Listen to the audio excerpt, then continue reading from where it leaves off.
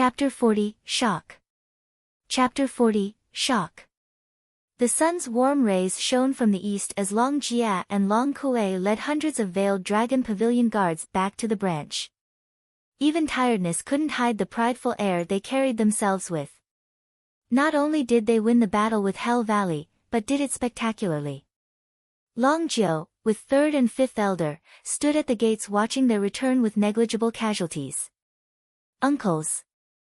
Long Jia and Long Kuei bowed with a smile. The three elders were pleased. Little Kuei, Jia, how was your fight? Long Kuei was the first to report. As the uncles predicted, after you chased the elders from Hell Valley, a large force came to attack us only to be defeated by us.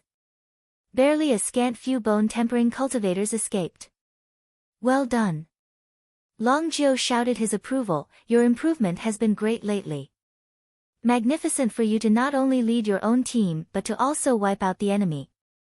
Third brother, when you return to the estate, make sure to report the two's merit to Pavilion Lord. Ha ha ha, Long Jiu's laughter shook the air as if he was relieved of the past year's pressure. Third elder stroked his beard with a smile. This huge merit the two achieved for Veiled Dragon Pavilion was the first in their lives. Such accomplishment was always followed by a sense of honor and pride. Oh, right. Third elder furrowed his brow. Do you know what was the cause of that tremendous explosion last night? Long Jia and Long Kuei were also puzzled. That sound shook the world and I thought it was from Third Elder's fight with Hell Valley's elders. Wasn't it? Long Kuei asked. The three elders' expression turned grave as they shook their heads. The explosion shook the hearts of everyone last night, instantly becoming a mystery as to what caused it. Oh, didn't the Luo clan stay hidden in their small courtyard all this time? Let's go ask them. Long Jiu slapped his head as he turned to Third Elder. Nodding, Third Elder walked in the small courtyard's direction, followed by the others. Long Kuei smirked. The battle must have been so brutal last night that a tiny clan like them were scared to even poke their heads. They probably hadn't seen anything. None spoke while Long Jia shook his head. They clearly approved of her stance, as they were only going there to ask for clues. When they arrived before the guest room of the small courtyard, they saw Luo clan's members standing before Zhuo Fan's door with worried faces. With them were three more people and one among them was in the profound heaven stage. It can't be that, yesterday was because. The three elders were startled, hurrying to pay their respects to Lei Yuntian. May I inquire brother's name? Long Jiu looked at him while being confused. When did Luo clan get an expert? Lei Yuntian returned the gesture as he knew of Veiled Dragon Pavilion's might. I am Lei Yuntian from Blackwind Mountain. It's an honor to meet the famous Veiled Dragon Pavilion. I am fortunate to come face to face with elders. Long Jiu nodded. Having stayed in Windgaze City for so long, he knew the city had many clans with different power levels. But only the recently established Sun clan along with the previous Luo clan, Kai clan, and Blackwind Mountain's Lei clan were first-rated clans. Of course, this applied to a small town like Windgaze City, not including the 7 houses. As the Lei clan now had a profound heaven expert, the Blackwind Mountain's influence would expand like never before. Despite how Bone-Tempering Stage and Profound Heaven Stage were but a stage apart, the fact that a clan had a Profound Heaven expert as overseer, it now became a second-rate clan on this continent. Those that lacked such power were mere third-rate or fallen clans.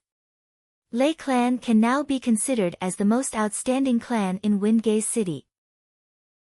Clan head Lei, I wonder what are you? Long Jiu roamed his eyes over the people gathered before Zhuo Fan's room. Lei Yuntian sighed. Steward Zhuo was hurt last night and is unclear if he will survive. What, this place was under attack too? Third elder was shocked. He thought that Long Jia and Long Kuei had blocked all Hell Valley's men last night, but it seemed that wasn't the case. Did they prepare 2 teams? Humph. A sudden snort of disdain came from behind. Wasn't Zhuo Fan always acting so high and mighty? Didn't he boast he'd surpass the 7 houses in 10 years? So useless, to only end up on his deathbed from a bunch of thieves. Luo clan and Lei clan all glared at the speaker, but Long Kuei just rolled her eyes. Quiet, little Kuei. Long Jiu shot her a glare and Long Kuei was forced to remain silent.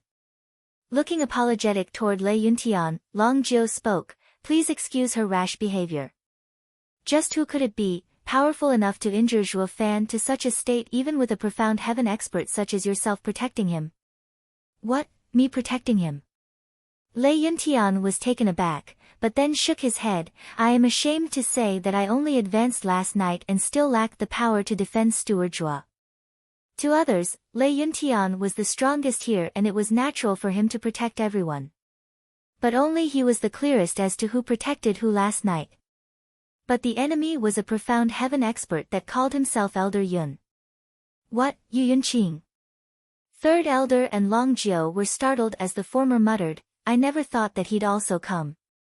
But then he turned with joy at Lei Yuntian, Brother Lei, you're amazing. That man was one of Hell Valley's 12 elders, having entered the profound heaven stage for decades. Yet you just advanced to profound heaven stage and defeated him. Impressive indeed. The other two elders also showed their admiration. Lei Yuntian blushed and said with a cough, Third Elder is exaggerating. I couldn't even take a single blow from him. Then how did you all pass the night unharmed? Long Jiu asked. Scratching his head, Lei Yuntian looked at Zhuo Fan's door, it's all thanks to Steward Zhuo. If not for him, everyone here would have undoubtedly perished. You're saying Zhuo Fan held Yu Yunqing back by himself, all night? Everyone was stunned, Long Kuei included. But he's just a qi condensation cultivator. Long Jiu refuted. Lei Yuntian shrugged at a loss, I am clear on that, but so what? The last words choked Long Jiu. Lei Yuntian said it as if it was a common occurrence for a qi condensation cultivator to fight off a profound heaven cultivator for an entire night. And? Third Elder clenched his fists, staring at Lei Yuntian, you mean to tell us Zhuo Fan forced Elder Yu Yunqing into retreating? Retreat? Frowning, Lei Yuntian showed a trace of fear as he relived the last night's events, you are underestimating Zhuo Fan far too much. Underestimate? How? Even if one scoured the continent, would he ever find an instance where a qi condensation cultivator forced a profound heaven expert into retreating?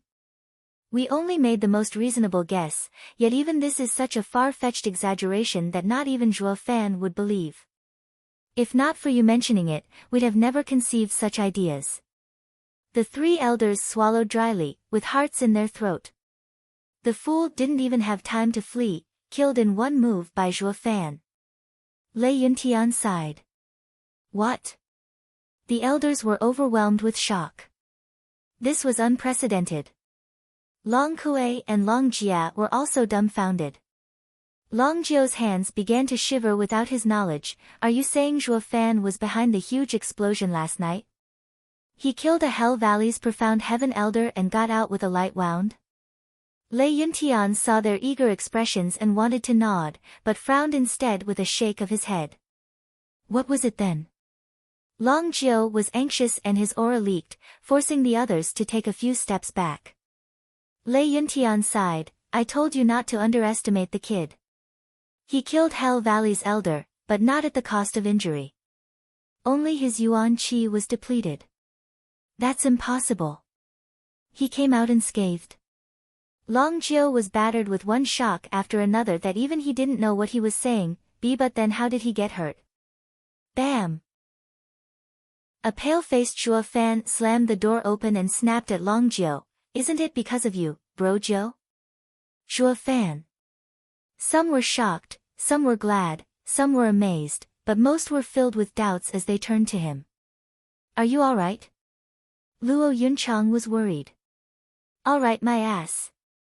Zhuo Fan snorted as he glared at everyone who was present, here I am trying to keep my life and you people had to yap on and on. You think one can get well like this? They all started getting embarrassed and lowered their heads. Only the three elders looked at him at a loss. Zhuo Fan secretly snorted, Bro Jiu, didn't you want to know how I got hurt? It's all because of him. Zhuo Fan took out a cold corpse, shocking them all. The ones most shocked were, of course, the three elders. Condor Jian Fan. Chapter 41, Purple Lightning Gold Eye's Secret. Chapter 41, Purple Lightning Gold Eye's Secret. The fear in Jian Fan's eyes hadn't dissipated even after his death and was clearly visible for everyone as they looked at his corpse that laid stiff on the ground. What manner of death could have evoked such expression from a monster who roamed the continent unhindered? How? Condor Jian Fan is actually dead. Who killed him? Long Jiu was unnerved and stammered. Zhuo Fan sneered, is there a need to ask when I was the one who took out his corpse? They all looked at Zhuo Fan with a stranger's eyes. Each guessed as such, but none dared to believe it. This monster had even escaped the Veiled Dragon Pavilion's 3 elders' joint attack. I knew that there was a deep grudge between him and Bro Jiu. Since I chanced upon him, I killed him. Flicking off imaginary dust from himself, Zhuo Fan smiled, Bro Jiu, please don't take offense from meddling in your affairs. How can I? Long Jiu panted and was staring at the corpse with bloodshot eyes. This monster ruined my eye and my future. I can hardly contain myself from drinking his blood and feasting on his flesh. How can I blame you for taking revenge in my stead? Brother Zhuo. Suddenly, Long Jiu cupped his hands, from this day forth, I shall treat you as a sworn brother. As long as you're in my domain, you just need to ask and I'll do it. Sigh, Bro Jiu is too courteous. I barely did anything. Zhuo Fan dismissed him with a wave, but that little movement stirred his wound and winced. Long Jiu appeared next to him in a flash, don't move brother, here are some recovery pills. In 3 days you'll be up and about. Long Jiu took out a few small bottles and placed them in Zhuo Fan's hand. With how caring Long Jiu was, the other elders stared at Zhuo Fan in amazement. Long Kuei pouted, feeling her heart dumped in vinegar. They just wiped out Hell Valley's men and earned great merit that even the 3 elders were overjoyed, yet it paled in comparison with Zhuo Fan, who killed 2 of Hell Valley's elders. Humph, who knows what trick he pulled to get so lucky and snatch their heads. How could a chi condensation cultivator ever kill a profound heaven expert? Long Kuei muttered in jealousy, but everyone heard her. Third elder glared but then shook his head. Yet Zhuo Fan laughed, it is true that it was by luck that I encountered the one-armed elder and got his head, bad luck in fact. Because I had just then killed a profound heaven expert and was out of yuan chi. But this also made him underestimate me. How else could I have killed the wounded elder Jian? If it were any other time, wouldn't the elder kill me with but a wave of his hand? Sigh, last night I had the worst luck. Unlike some people, who only had to lead their men to ensure their safety, Zhuo Fan sighed as Long Kuei's face flushed red. You. Lei Yuding giggled. She was clear on what happened last night. Zhuo Fan was indeed amazing, forcing the elder to act as he wanted. But amazing as he was, such an instance wasn't going to repeat itself every time. Zhuo Fan said that just to spite Long Kuei. I am better and stronger than you. My merit is also greater, all coming from one well-placed hit. While you can only yap your mouth. The 3 elders laughed as they shook their heads. They knew that Zhuo Fan succeeded in bringing down a profound heaven expert only through special means and not like how he bragged about, killing because he met him. But the fact remained, him killing 2 such experts in a single night shook the elders' core. Old Jiu, take care of Brother Zhuo's wound. We will also add a few hundred guards around the premises while I and Brother Wu report back to the estate. We must notify Pavilion Lord. Long Jiu nodded while Long Kuei and Long Jie froze, why even third elder is calling Zhuo Fan brother. Zhuo Fan adapted to the change on the spot, Bro San, Bro Wu, take care. Stumbling, third and fifth elders shook their heads in dismay. Old Jiu was right, this kid's greatest talent is to read hearts. After they left, Long Jiu and the others helped Zhuo Fan back to his room. Long Jia and Long Kuei left to handle the additional security of the small courtyard. In bed, Zhuo Fan eased his breathing and asked, "Everyone leave, I have to talk with Bro Jiu alone." As the people left, Long Jiu was wondering what could Zhuo Fan want to know so urgently. "Bro Jiu, I have a gift for you." "Gift?" Long Jiu only laughed. "Brother, I'm not trying to discourage you, but the Luo clan hasn't got anything I could take interest in. Or is it that you have another ancient array?" Zhuo Fan shook his head. "In your dreams. That array alone is worth 10 million at the minimum. Do you think they're easy to come by? But I'm pretty sure you're going to like this gift." Zhuo Fan took out a bag.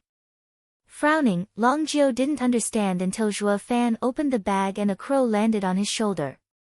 Jian Fan's soul-devouring crow. Correct. Ever since that old guy died, this crow has been without an owner.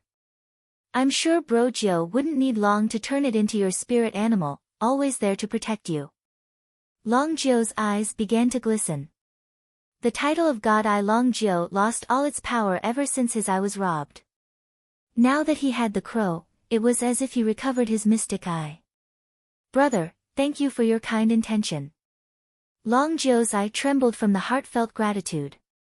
Zhuo Fan continued, "Bro Jiu, there's just one thing I am unclear about. Since you trained one eye in Purple Lightning Gold Eye, why couldn't you do the same for the other?" "Sigh, brother, this mystic eye of mine was gained through a chance encounter. A once-in-a-lifetime opportunity." Long Jiu sighed, recalling his youth. This mystic eye wasn't cultivated through a cultivation method from Veiled Dragon Pavilion. It was something I found through luck.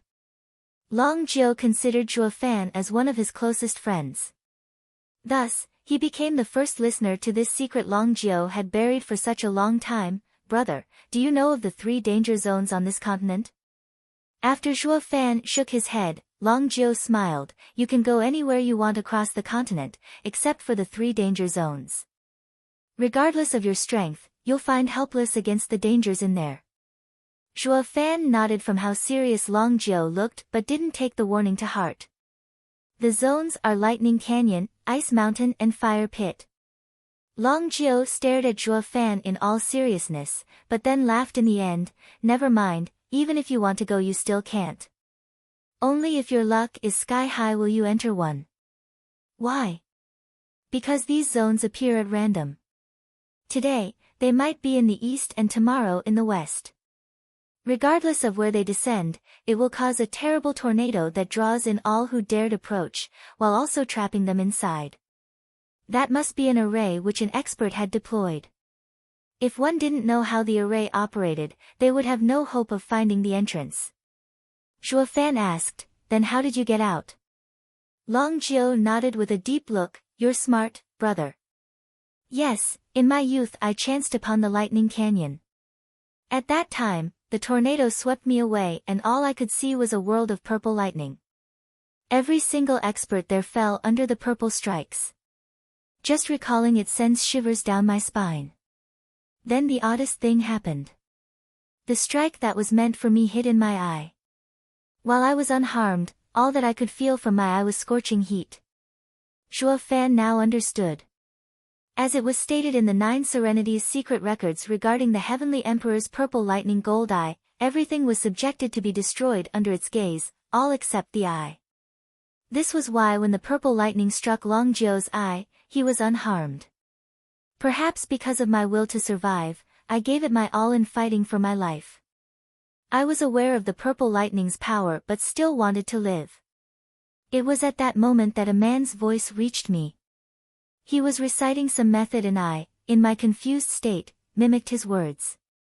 It shocked me in the end when my eye released purple lightning. It may have been because of the eye that the purple lightning no longer struck me. Finally, when the tornado passed, only I survived. But ever since I was robbed of my eye and because of the frantic situation when I gained it, I no longer recalled the words that man recited and had no way of forming another mystic eye. Long Jiu sighed while Zhuo Fan nodded.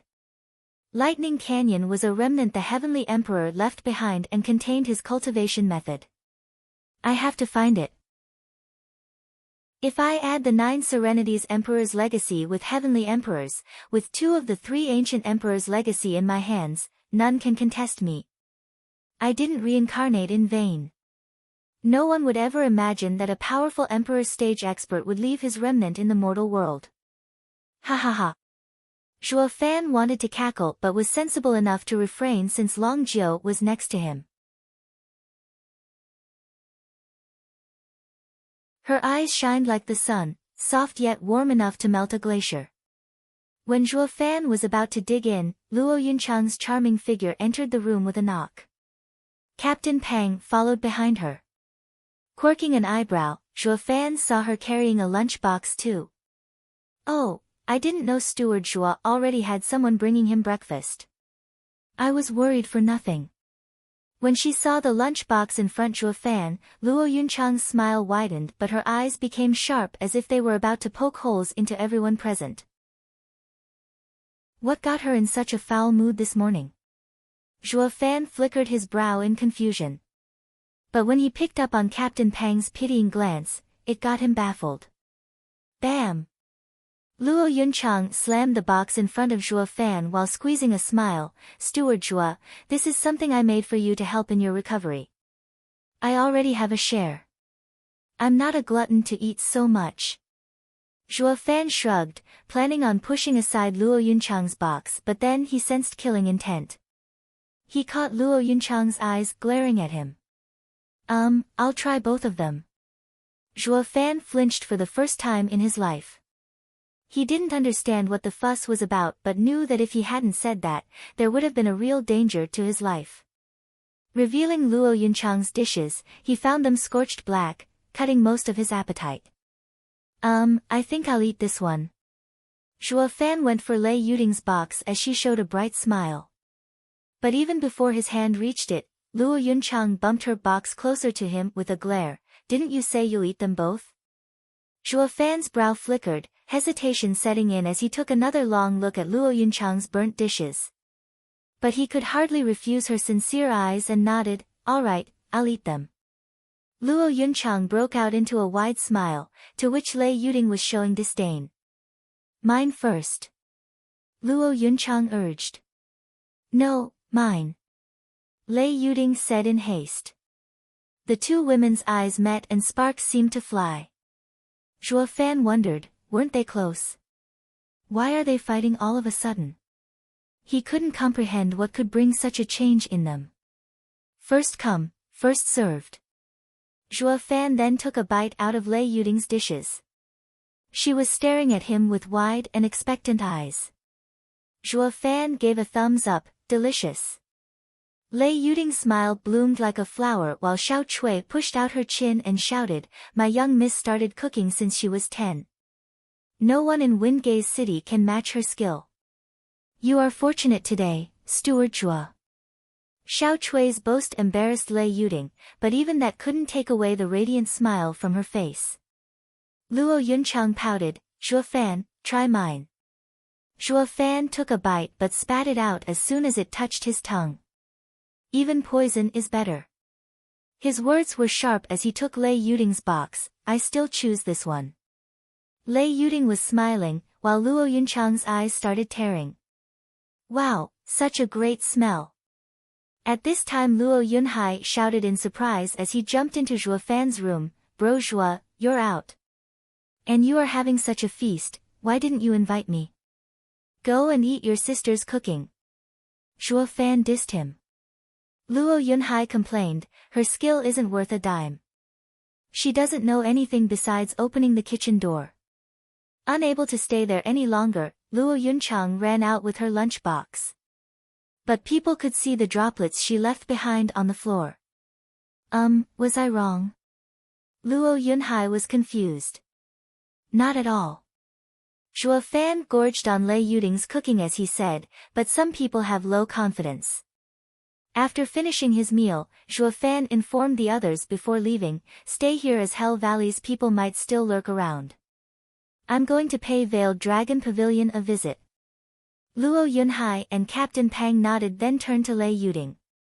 Seeing her all flushed, Xiao Chui was even more excited. How great, young miss, Steward Zhua is interested in you. Lei Yuding only smiled.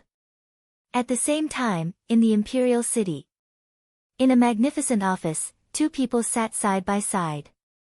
One man was in his 40s, dressed in a white silken robe. He had a small hanging mustache that shook with his smile. The other man was in his 50s, with a somber complexion and wearing a dark cloak. His pair of large eyes were filled with grievance. The two acted like strangers, not meeting each other's eyes. Cough, cough, cough. With a cough, a shaky body appeared before the two. It was an old man dressed in a golden robe embroidered with 9 dragons. Your Majesty. The men rose up and bowed. The elder waved for them to sit. Veiled Dragon Pavilion and Hell Valley both are from the 7 noble houses, the pillars of the empire. What matter has made you request an audience with me? This elder was the Emperor of Tianyu Empire. Your Majesty, Veiled Dragon Pavilion killed 2 of our Hell Valley's elders last month, breaking the 7 houses agreement. Your Majesty, please punish the Veiled Dragon Pavilion. The black-robed man complained. Sneering, the middle-aged man spoke. Yuan Shan, you have some nerve complaining first. Your Hell Valley's elder infringed upon my Veiled Dragon Pavilion's domain. How are you going to explain it? Who is it that broke the 7 houses agreement first? One of my valley's disciple, Yu Quan, was killed in Windgaze City. Can't I send an elder to bring the matter to light? Yuan Shan squinted. Long Yifi, you are just making an excuse to exact revenge for what happened 2 decades ago. Ha ha ha, and? 20 years ago, you trapped Elder Jiao in Drifting Leaves City and ruined his mystic eye. You accused him of entering your domain and breaching the 7 houses agreement. I didn't object. This time, however, it is your elder who entered mine. And not just 1, but 4. Is this what you call investigation? Enough. The Emperor's cold shout came as his eyes flashed in anger. Both sides are in violation. This is my judgment. Veiled Dragon Pavilion shall withdraw from Windgaze City. It is no longer part of your domain. Hell Valley and Veiled Dragon Pavilion's people are never to set foot in this city ever again. Your Majesty. The two cupped their fists, but the Emperor flicked his sleeve. This matter is settled, withdraw. I no longer want to hear anything about the 7 houses, nor about internal disputes. Understood. None of them was willing to accept this conclusion but retreated nonetheless. When they were gone, the Emperor's eyes flashed. For Hell Valley's people to enter Windgaze City, they must be privy to the 1,000-year-old secret. The Imperial City has always been a place of conflict, filled with the eyes and ears of every faction. This should be known to your Majesty. An aged voice replied from behind. The Emperor chuckled. It seems, the plan has begun. Pearls will always shine, he he he. Chapter 43, A Stubborn Fatty. Chapter 43, A Stubborn Fatty. Since the Veiled Dragon Pavilion's grand gate was but a few hundred steps away, Zhuo Fan chose to walk. However, he stopped before passing through it. In front of the gate was a yellow palanquin with 4 peak chi condensation cultivators as carriers and 16 bone tempering cultivators surrounding it. A fat figure in yellow stood in front of the palanquin. You could barely make out his pin-sized eyes from his bulging cheeks. At first glance, one would take him as having a bun in place of his head. Zhuo Fan shook his head. He'd seen his fair share of people, but this was his first encountering such a fatso. How can one get so fat? Zhuo Fan resumed his gait, glancing at the fatty from time to time. His appearance was far from attractive, but his 7th chi condensation cultivation and the large number of guards was nothing to scoff. If the fatty was from Veiled Dragon Pavilion, he'd have gone in by now. Wait! Zhuo Fan's entry was stopped by a sudden shout. Turning around, he caught the sight of Fatty's feet sinking into the ground with each step towards him. Zhuo Fan's cheeks started twitching. Do you need something? He, are you from Veiled Dragon Pavilion? The fatty smiled. It would have been better if he hadn't, as his eyes were now gone for good. Zhuo Fan was shocked by such a baffling appearance for a moment. I'm just a guest. That means you can also enter. The fatty showed a warm smile. Can I ask brother's help with a small matter? Please send word to young Miss Long Kuei. She hasn't come out for a whole day and I had to sleep outside. This weird fatty is pursuing Long Kuei. Zhuo Fan wanted to laugh, but he couldn't, not when there were so many people around. To think that haughty Long Kuei knows this fellow. Setting aside his status, his weight alone would make her awkward if someone caught them together. Alright, I will tell her right away. Zhuo Fan struggled not to laugh as the fatty cupped his hands in gratitude. I'll leave it to brother. Zhuo Fan hastened his pace in fear of laughing if he spent one more moment with this guy. It wasn't worth it offending a great faction for such a reason. He soon arrived at the meeting room and met Long Kuei. Miss Kuei, long time no see. How have you been? Great, until you showed up. Long Kuei snorted. Zhuo Fan didn't mind it. Where's Bro Jiu? I want to speak with him. Out. Long Kuei rolled her eyes. Zhuo Fan read her face and found that she didn't lie. Since he didn't see Long Jia either, it meant that he must be with Long Jiu on business. This would put a delay on the things he wanted to know. But he still had that fatty's message to deliver. To get that guy's gratitude and support, all I have to do is make this smug girl see him. What's the harm in passing the time while embarrassing this missy while I'm at it? Zhuo Fan showed a wide grin. What's with you? Long Kuei frowned. Oh, nothing. There's a rich handsome guy outside who wants to talk to you. Hurry up and see him before he's gone. Hey, Miss Long, who's he? Zhuo Fan elbowed her with raised eyebrows. Long Kuei knew Zhuo Fan was making fun of her and got angry. Ignoring him, she walked to the gates with Zhuo Fan laughing behind her. Damn fatty, haven't I rejected your marriage proposal already? What are you still doing here? The fatty's smile fell. Sister Long Kuei, that happened when I was 10. Now I'm 20. Don't you feel anything after I proposed 1,000 times these past 10 years? Of course I have, annoyance. Zhuo Fan butted in at this point, patting the fatty's shoulder as he looked at Long Kuei. Miss Long Kuei, such tender and strong love are rare these days. My dear friend is so smitten by you that he even slept outside waiting for you. The last words almost made Zhuo Fan burst in laughter. The fatty was so touched that the thick sarcasm flew right past him. Long Kuei saw them working in unison, one explaining while the other agreeing, and felt her anger peaking. But for some reason, she changed to a charming smile. Even Zhuo Fan blanked out from seeing her smile like this for the first time. And there was no need to mention the drooling fatty.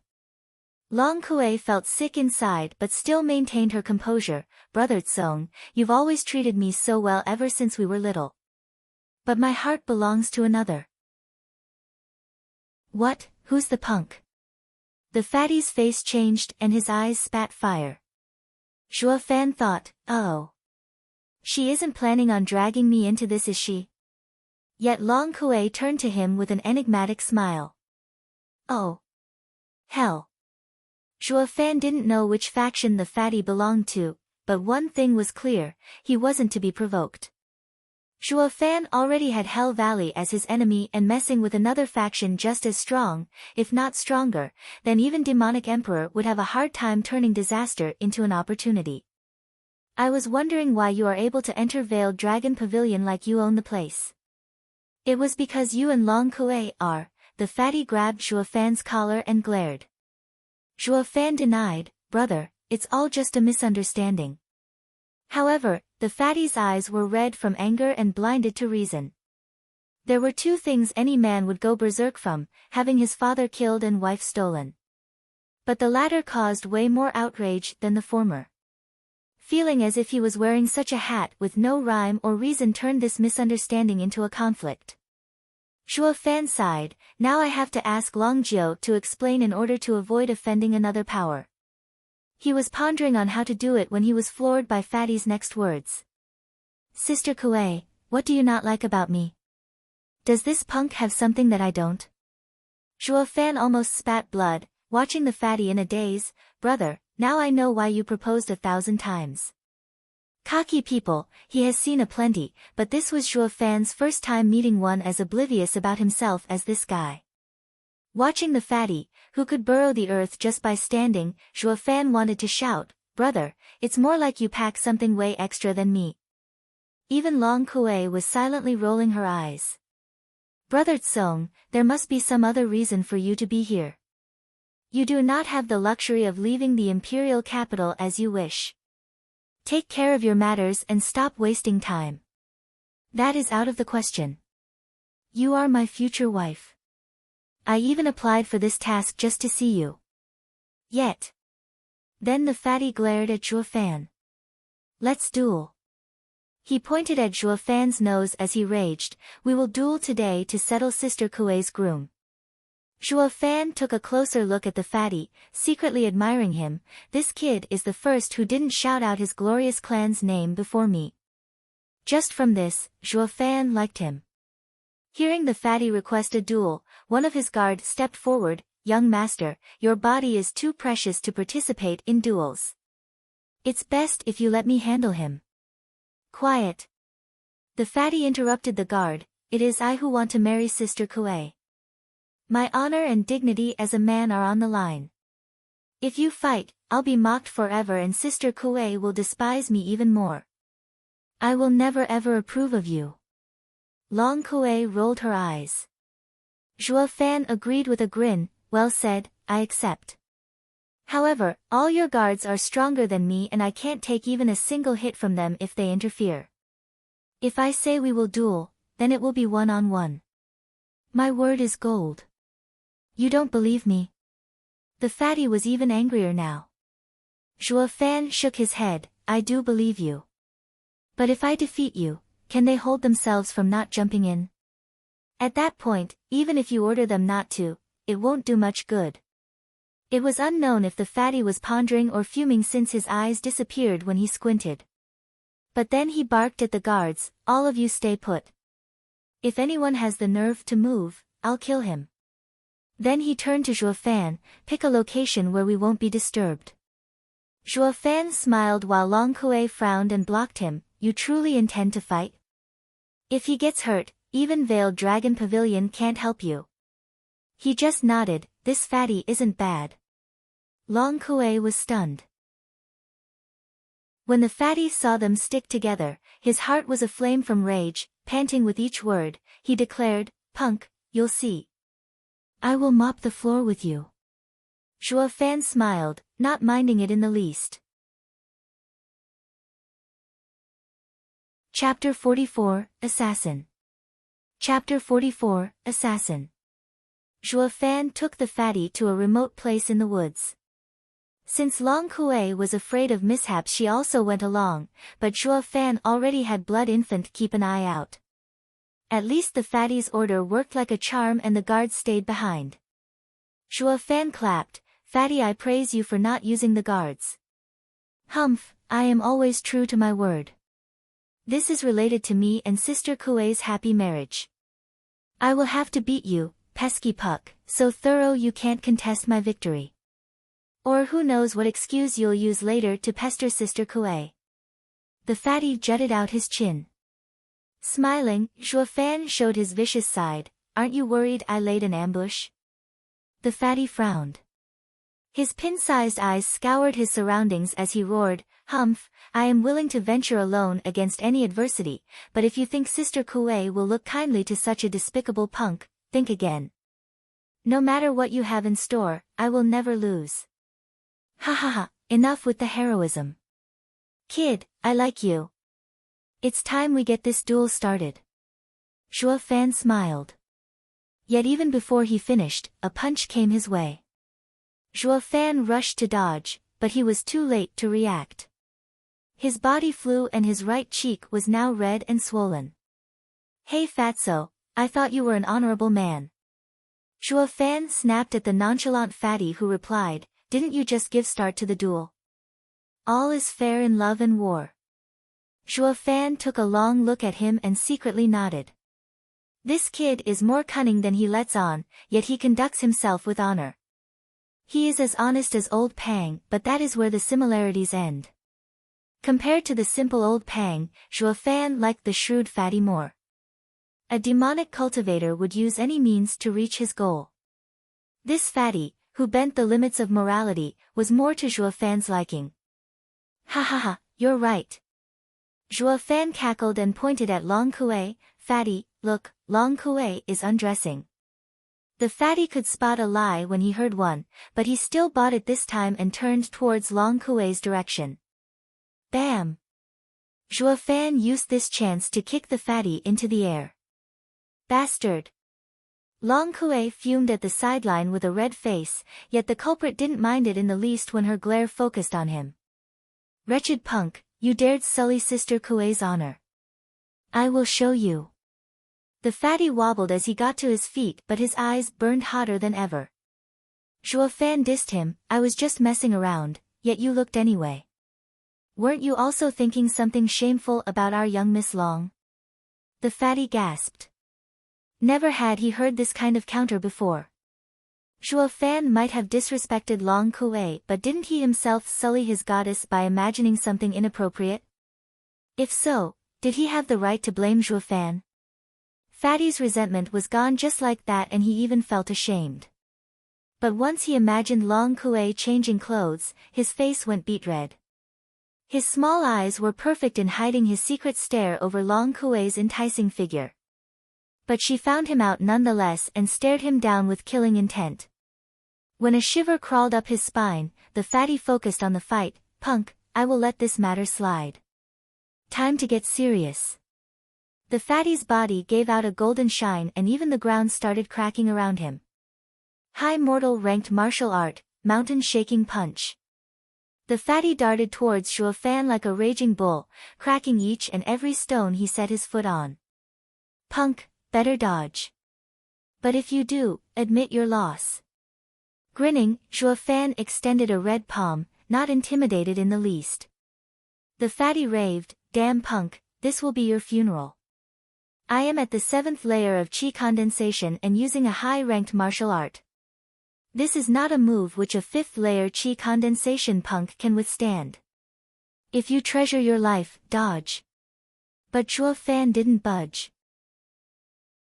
The fatty didn't wish for the worst outcome and wanted to hold back some of his power, but it was too late now. His flabby body was already upon Zhuo Fan. Boom! Something strange happened. The weak-looking Zhuo Fan was still standing as a breeze ruffled his hair. The fatty, however, had his golden light scattered thanks to the red glow and was sent flying. He hit the ground in a daze, and even as he got up, he still couldn't shake his astonishment. How can this be? I am clearly stronger, so why was I the one who got pushed back? He needed a long time to recover from the shock.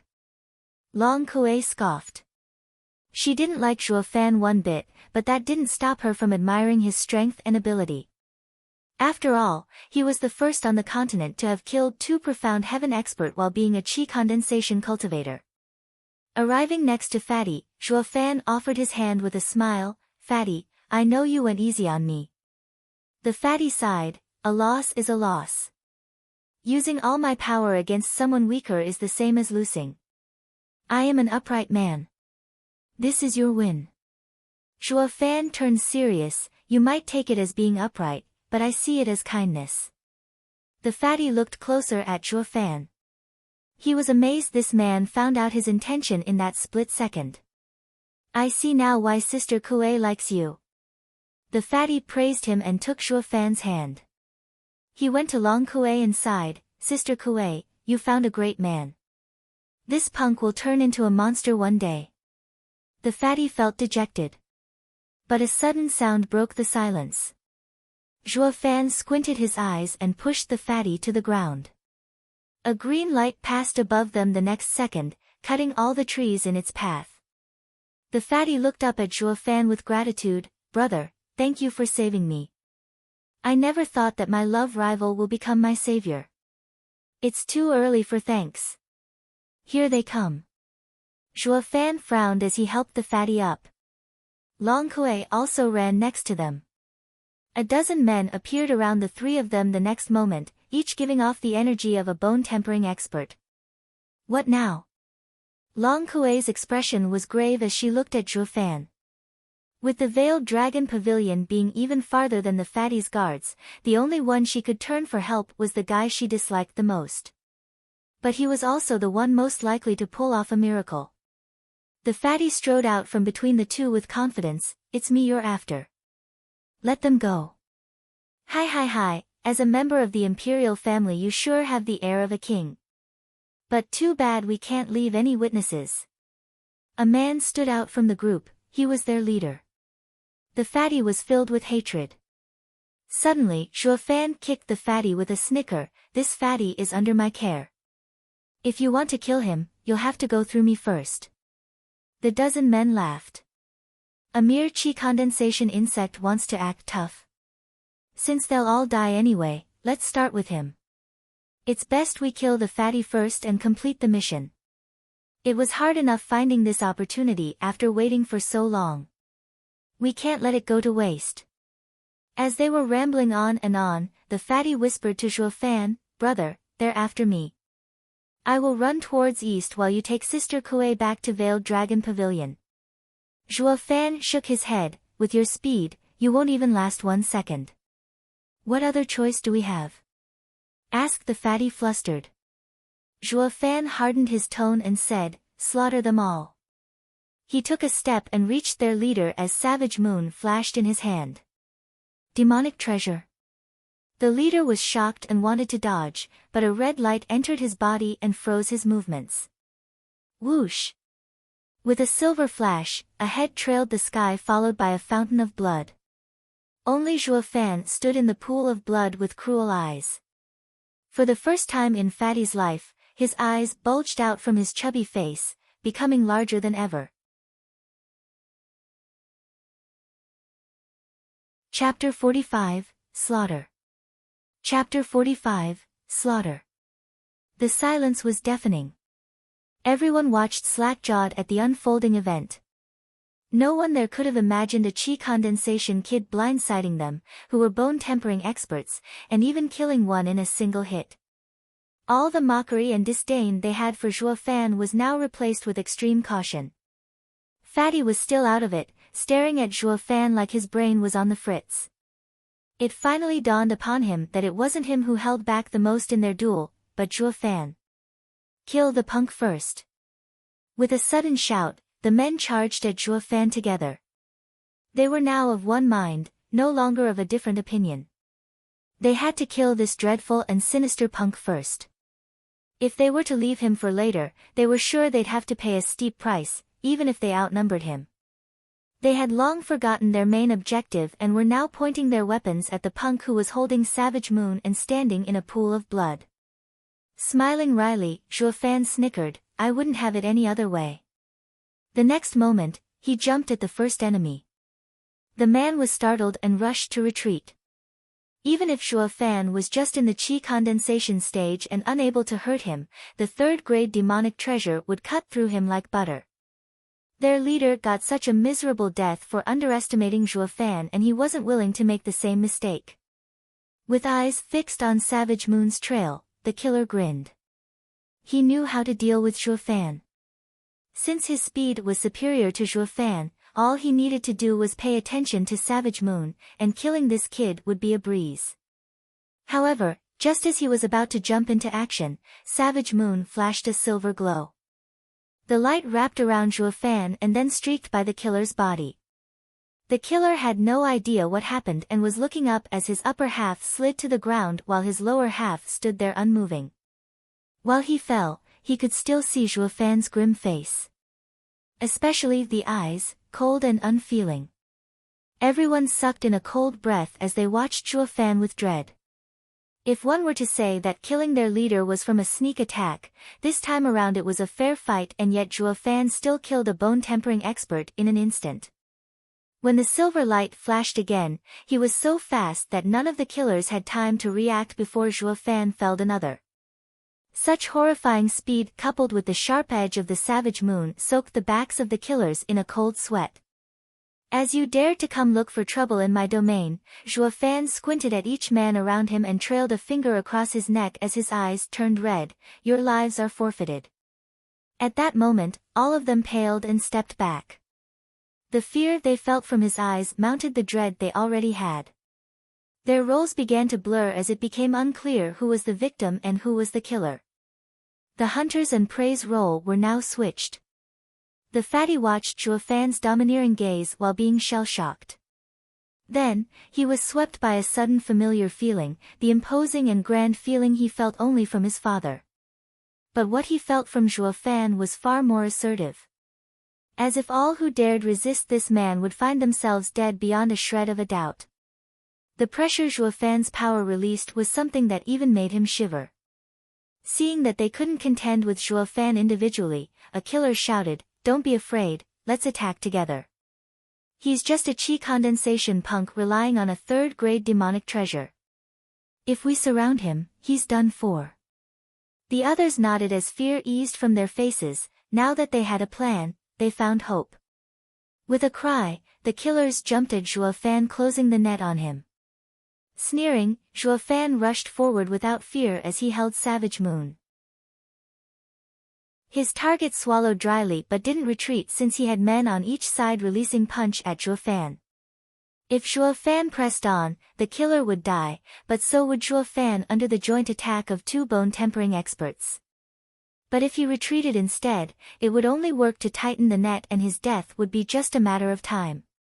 Zhuo Fan didn't plan on dying in this fight, or he would have fled a long time ago with the help of Savage Moon's speed boost.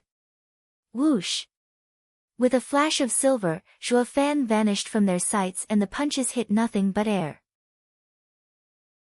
Zhuo Fan then landed right in front of the killer who was standing behind the other two. Having not seen this coming, the killer was frightened but soon became elated seeing that Zhuo Fan was not facing him. He didn't waste this chance and punched towards Zhuo Fan's defenseless back. "Your head is mine, kid."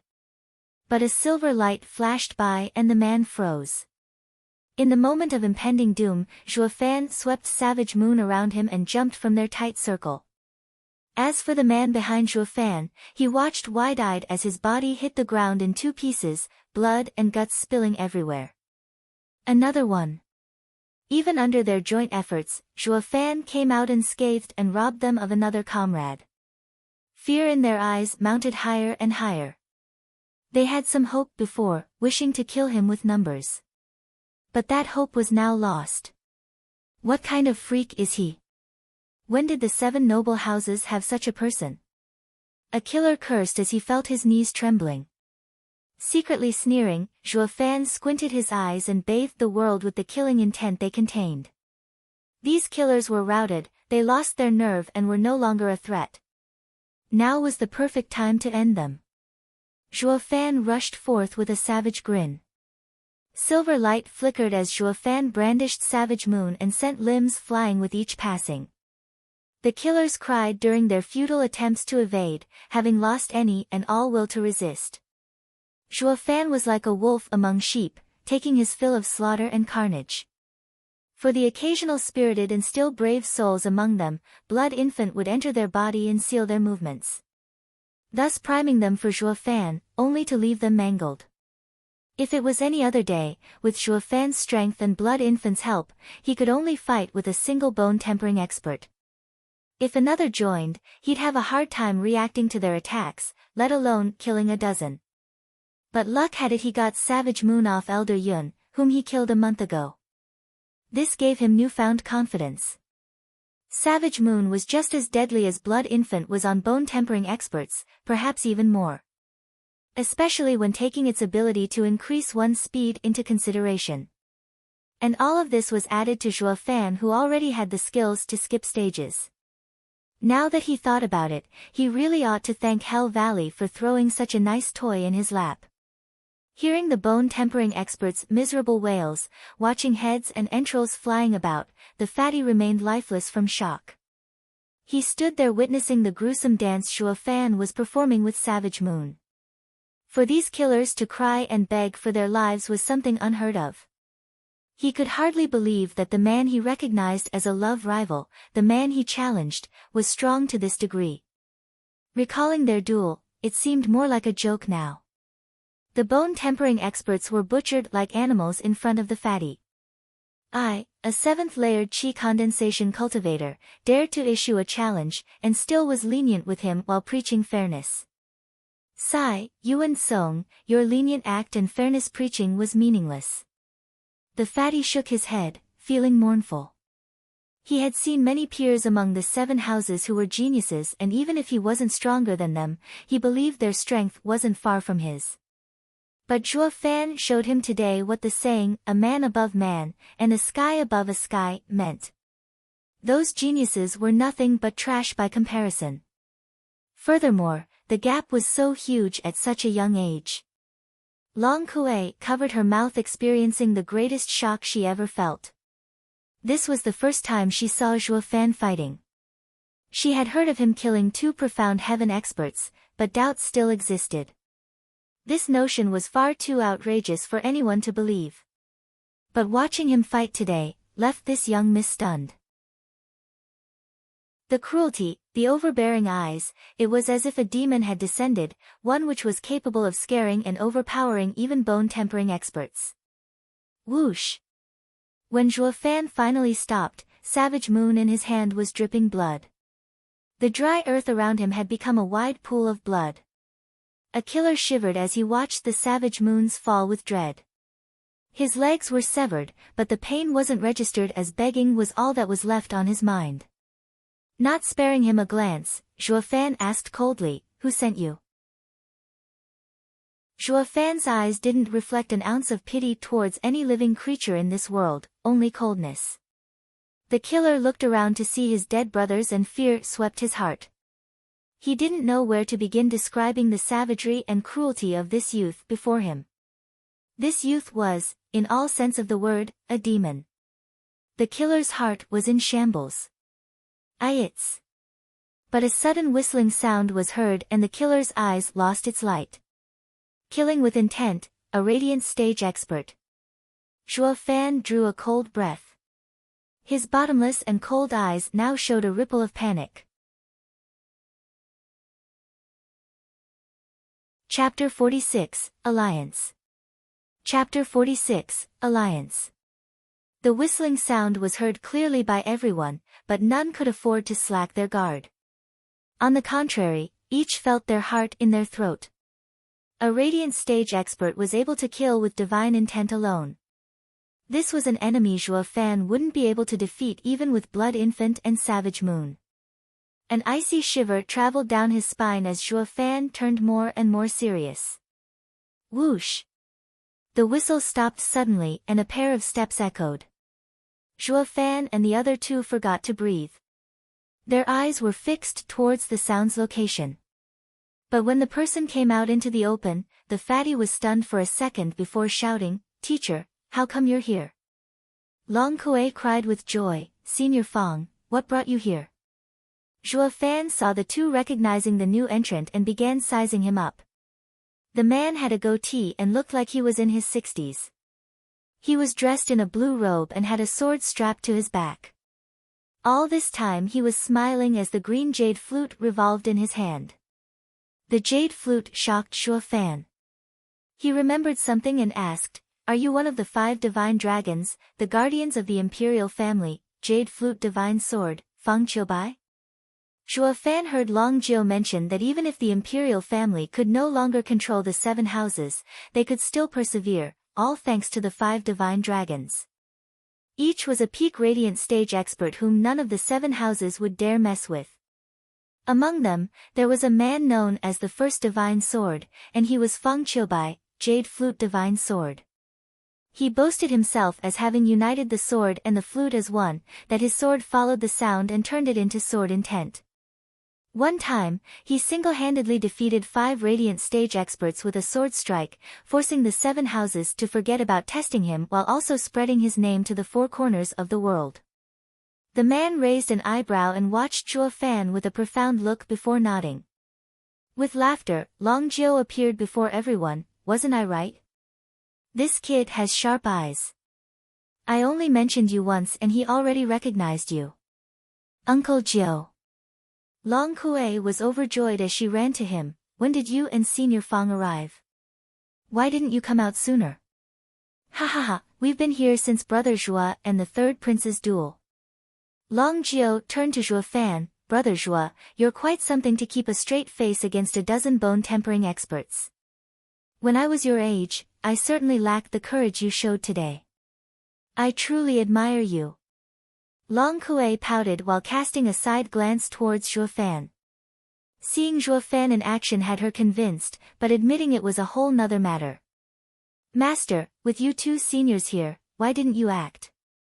You almost worried your student to death. Fatty clapped his fat chest. It mattered little what happened to me, but what if Sister Kuei got hurt? Ha ha ha, and miss a good show? Feng Qiubai laughed, eyeing the calm and collected Zhua Fan. Moreover, I've never seen such a marvelous display before. Senior, you're too kind. Zhua Fan cupped his hands, but his face was stone cold. I'm only curious, why did Senior kill the last one? Is it? Feng Qiubai squinted and his smile turned fake as he spoke in a frosty tone. Youngster, you are exceptionally sharp, but your strength might turn this advantage into a flaw. Raising an eyebrow, Zhua Fan laughed and cupped his hands. Junior, thanks for Senior's lesson. Junior has already forgotten this encounter. Zhua Fan picked up on Feng Qiubai's warning. He did not wield enough power to poke his nose in their conflict. The man had silenced the killer to protect him. Feng Qiubai took one more long look at him and his admiration grew. You're not only smart but also know when to retreat. How rare. What a surprise, finding someone like you in the mortal world yet outside the 7 houses. If you weren't a demonic cultivator, something I am unsuited with, I would have wanted to teach you for 2 years and make your future limitless. Long Kuei and Fatty were shocked. Outsiders may not know who Feng Qiubai was, but the 7 houses were crystal clear on his character. Who among the heads of the 7 houses didn't want to have their child under his tutelage?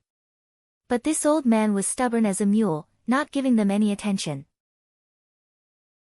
Even if the emperor were to request him on behalf of his sons, he'd act no differently.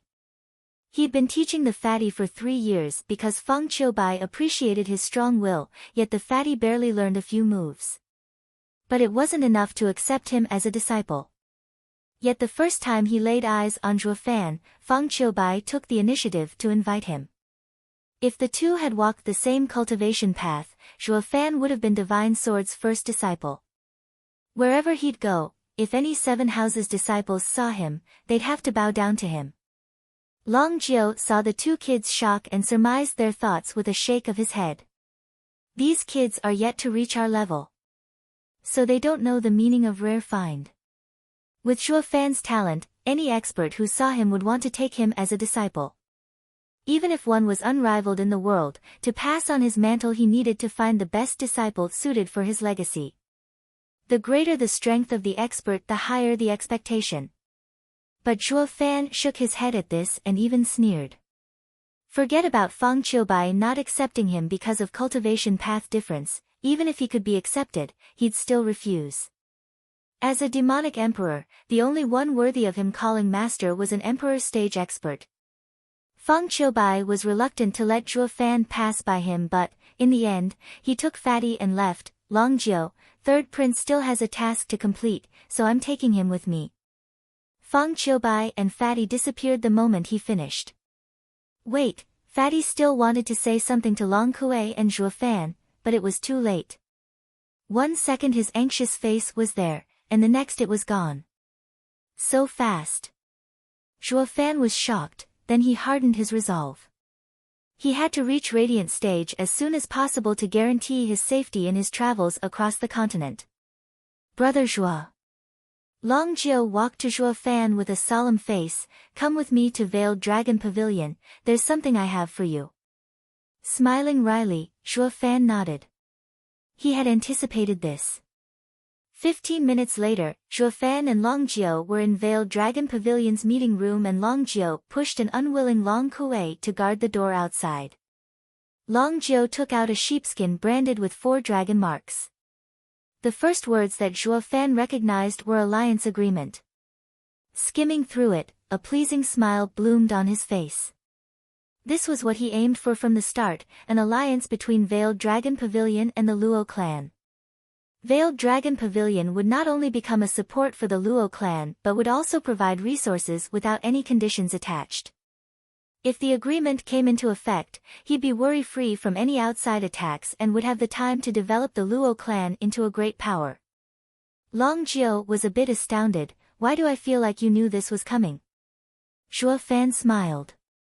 It had nothing to do with predicting, but planning.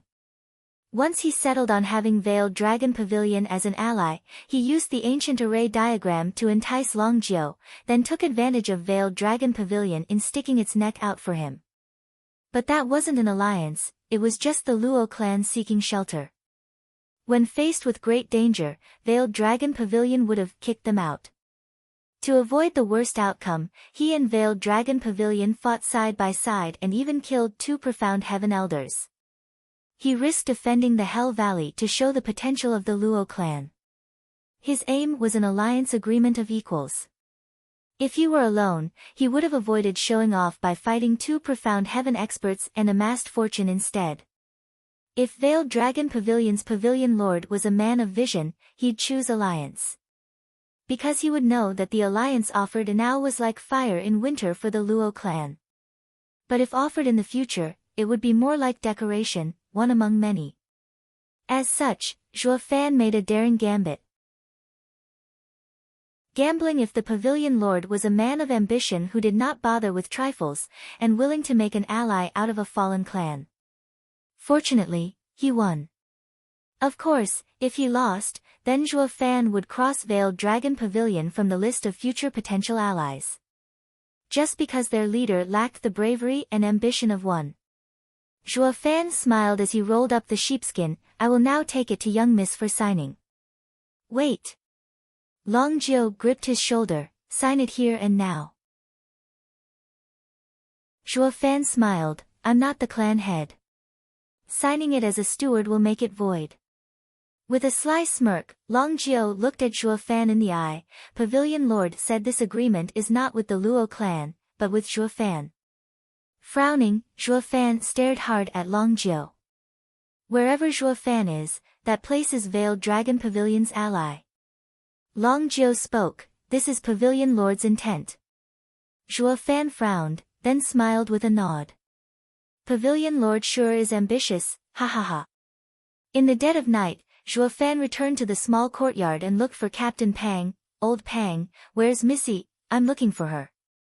Sighing, Old Pang muttered, I'll take you to her.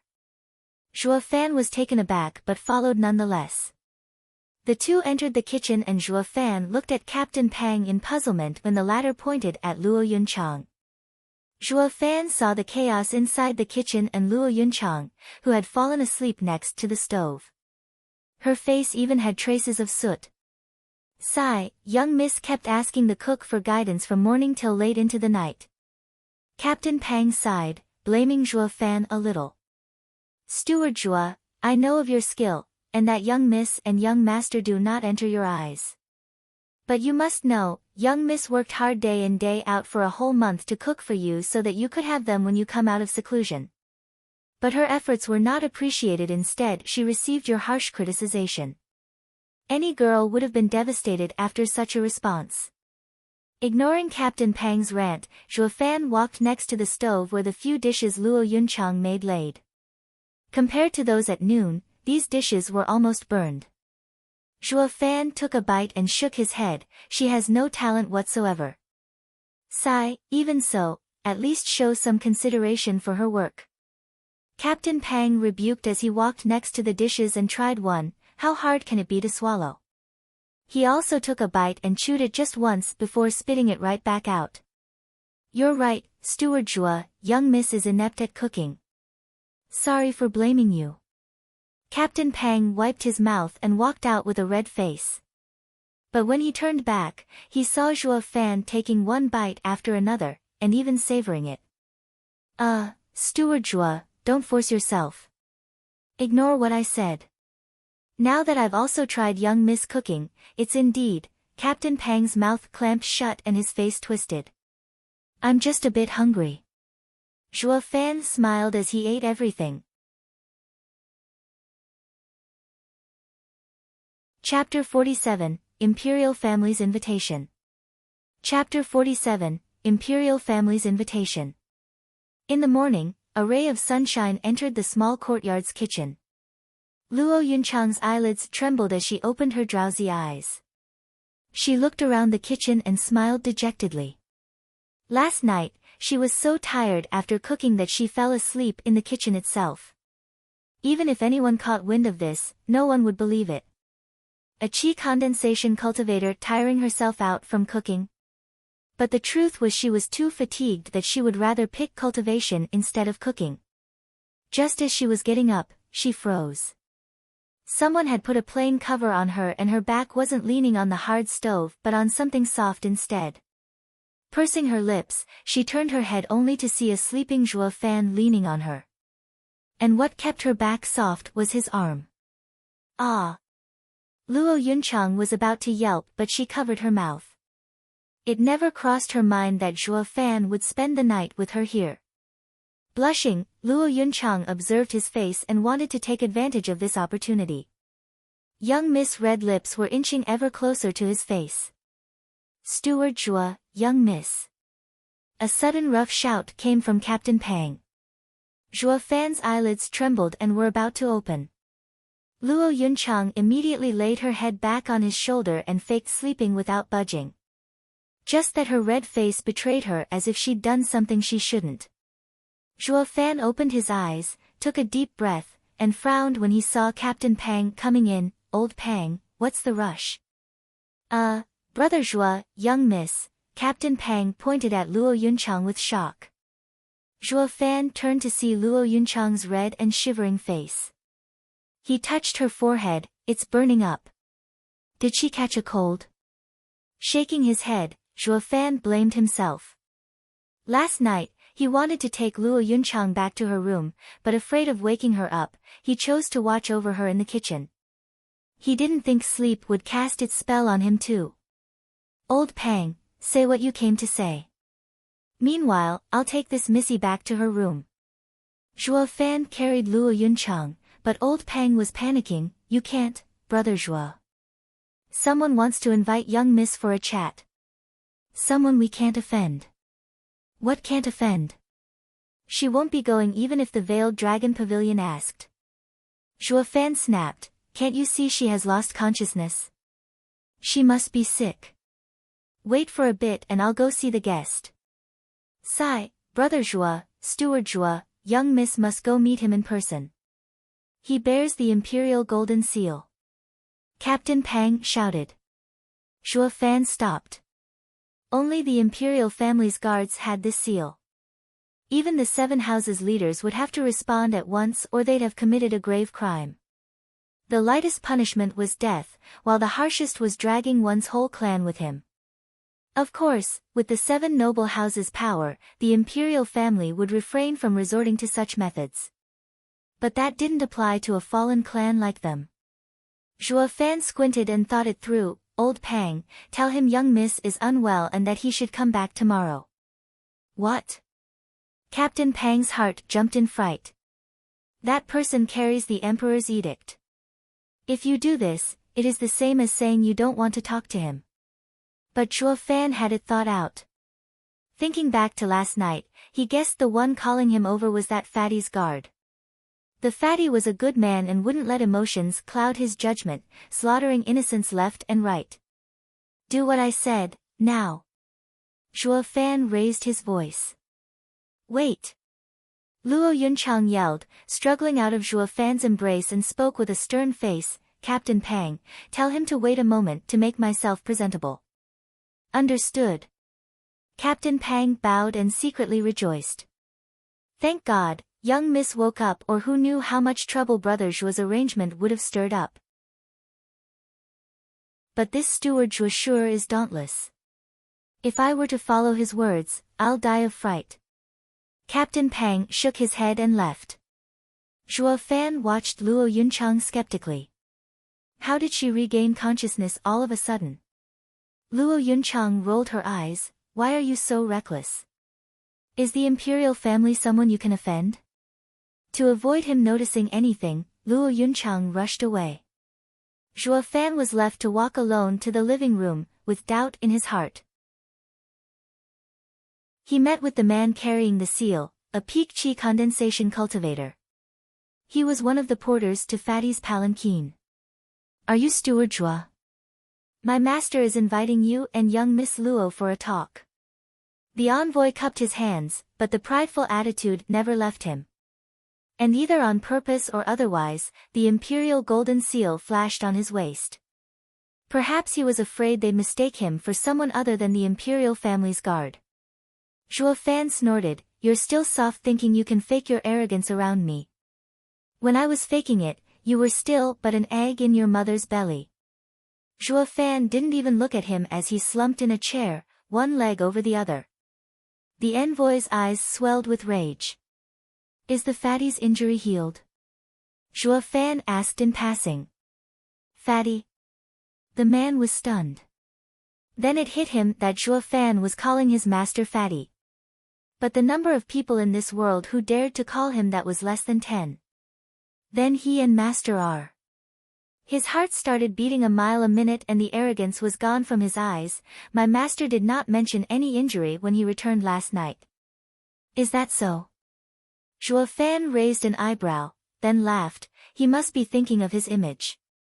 I punched him 30-odd times yesterday and kicked him a dozen times more. There's no way he's fine. Don't you think so too? That fatty must be faking it so you guys won't laugh at him. Ha ha ha. Zhuo Fan quirked his eyebrows at the man. The envoy's lips twitched, unable to respond. But he was embarrassed nonetheless. Right, was that old goat Fang Qiubai still angry after he arrived? Zhuo Fan looked at him carefully this time. But the envoy just shook his head. Fang Qiubai returned with his master yesterday and only then did they find out about Fang Qiubai's arrival. Since Zhuo Fan knew this before them, it spoke how close he was with his master. At this point, the envoy stashed the seal in his pants. It worked well in scaring some, but it was best to not make a fool of himself in front of such a young master like Zhuo Fan. Great! Seeing the envoy shaking his head, Zhuo Fan rejoiced. Perhaps you don't know, but that old goat wanted to take me as a disciple. If not for my staunch heart and me choosing death over kneeling, the old goat would have taken me away by now. I still thought he was angry and was going to come nag me again. Now that I know he isn't, I can rest easy. That old goat understands my predicament. What, Fang Qiubai wanted to take you as a disciple? The man shouted as his legs went soft and collapsed. Heavens! Who the hell is this young master? He is a friend that beat up master and also someone wanted as a disciple by Jade Flute Divine Sword Fang Qiubai, who the emperor shows respect to. Zhuo Fan secretly sneered, what's wrong? Why fall over? Let me help you. Zhuo Fan said so but showed no intention of moving. The envoy was sharp enough to get back on his feet while waving his hand. No need, Steward Zhuo, I don't dare ask you of such a favor.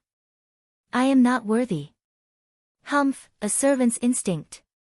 Zhuo Fan disdained, you call helping you get up, a favor? Might you be the emperor's envoy? Luo Yunchang, dressed to impress, walked before him and bowed. The envoy rushed to kowtow, you are making it hard on me. Please don't be so courteous. If master heard I was disrespectful to his friends, he will punish me. Luo Yunchang was at a loss and turned to Zhuo Fan, who just shrugged. But Captain Pang, who was behind her, was stunned silly at the sight of the envoy's courteous attitude. Where's your previous haughty attitude? Spouting something like if young miss didn't come to see you in 15 minutes, you'd be executing all of us. Why the sudden change of tones? But even this change was too outrageous and polite. Captain Pang eyed Zhuo Fan who only sported a puzzling smile. Old Pang figured Steward Zhua had something to do with it and gave him a thumbs up. Only Steward Zhua can make an Imperial family's guard kowtow to our young miss. Zhua Fan dismissed the envoy's courtesy. Why is that fatty calling me? I do not know. I was only ordered to invite Windgaze City's Kai clan, Lei clan and Luo clan. The envoy spoke with extreme politeness. Zhua Fan squinted. It seems that the Hell Valley targeting the 3 clans must have something to do with the Imperial family. Chapter 48, Thousand-Year-Old Secret Edict. Chapter 48, Thousand-Year-Old Secret Edict. In a peaceful location within the forest, a kilometer from Windgaze City, stood a remote courtyard. The 4 guards posted at the door were bone-tempering experts. Zhua Fan and Luo Yunchang came along with Luo Yunhai and Captain Pang with the envoy as their guide. Steward Zhua, young Miss Luo, please enter. The man was very polite. He opened the door, stood to the side and bowed for them to pass. The other guards frowned with doubt and a flicker of scorn in their eyes. They were Imperial family's guards, always welcomed with bows and courtesy everywhere. But this guy went to invite some no-name clan heads and even bowed down before them. He was seen as a disgrace by his fellow guards. The man picked up on scorn, but he just smirked. How can idiots know the importance these people hold? Steward Zhua is master's friend, who even Senior Fang Qiubai has his eyes on. He needs to say just one word and he'd be Fang Qiubai's disciple. Even the emperor will have to show respect then.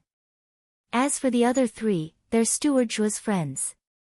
We can't show any disrespect even to them. Secretly snorting, the envoy still showed a flattering smile as he guided them inside. They soon arrived at a garden. A single pavilion laid in the middle with a stone table inside. Fatty sat in the seat of honor and behind him stood Jade Flute Divine Sword, Fang Qiubai. On one side of the fatty was Lei Yuntian, with Lei Yuding and Xiao Chui behind him. On the other, it was Kai Rong and his son, Kai Xiaoting. There were 2 additional empty stools around the table, for Zhua Fan and Luo Yunchang. This must be a meeting of the 3 clan heads. Zhua Fan rubbed his nose and took a step back, letting Luo Yunhai take the lead. Bro Zhua. Luo Yunhai didn't understand, while Zhua Fan smiled, show them the dignity of a clan head, and don't let them look down on you. Luo Yunhai understood as Luo Yunchang showed a grateful look. It was clear this meeting was between the 3 clan heads and the Imperial family. But after the events over the past few months, all of Windgaze City knew that Luo clan's true clan head was Zhua Fan. Even the Imperial family might be considering Zhua Fan as the master of the Luo clan. Zhua Fan did this now so that he did not exceed his authority, and was letting Luo clan come into the light. He wanted to state the fact Luo clan's clan head was still named Luo. Please, come in. The envoy saw the 3rd prince and bowed 90 degrees towards Zhua Fan in a show of respect he had for his master's friend. But this had a different effect on everyone. The fatty was stunned, since when were the Imperial family's guards so humble?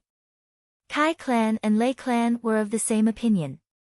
When this guard came to invite them, he was brazen, cocky and flaunting, not caring in the least who he was talking to. But towards the Luo clan, he treated them like guests.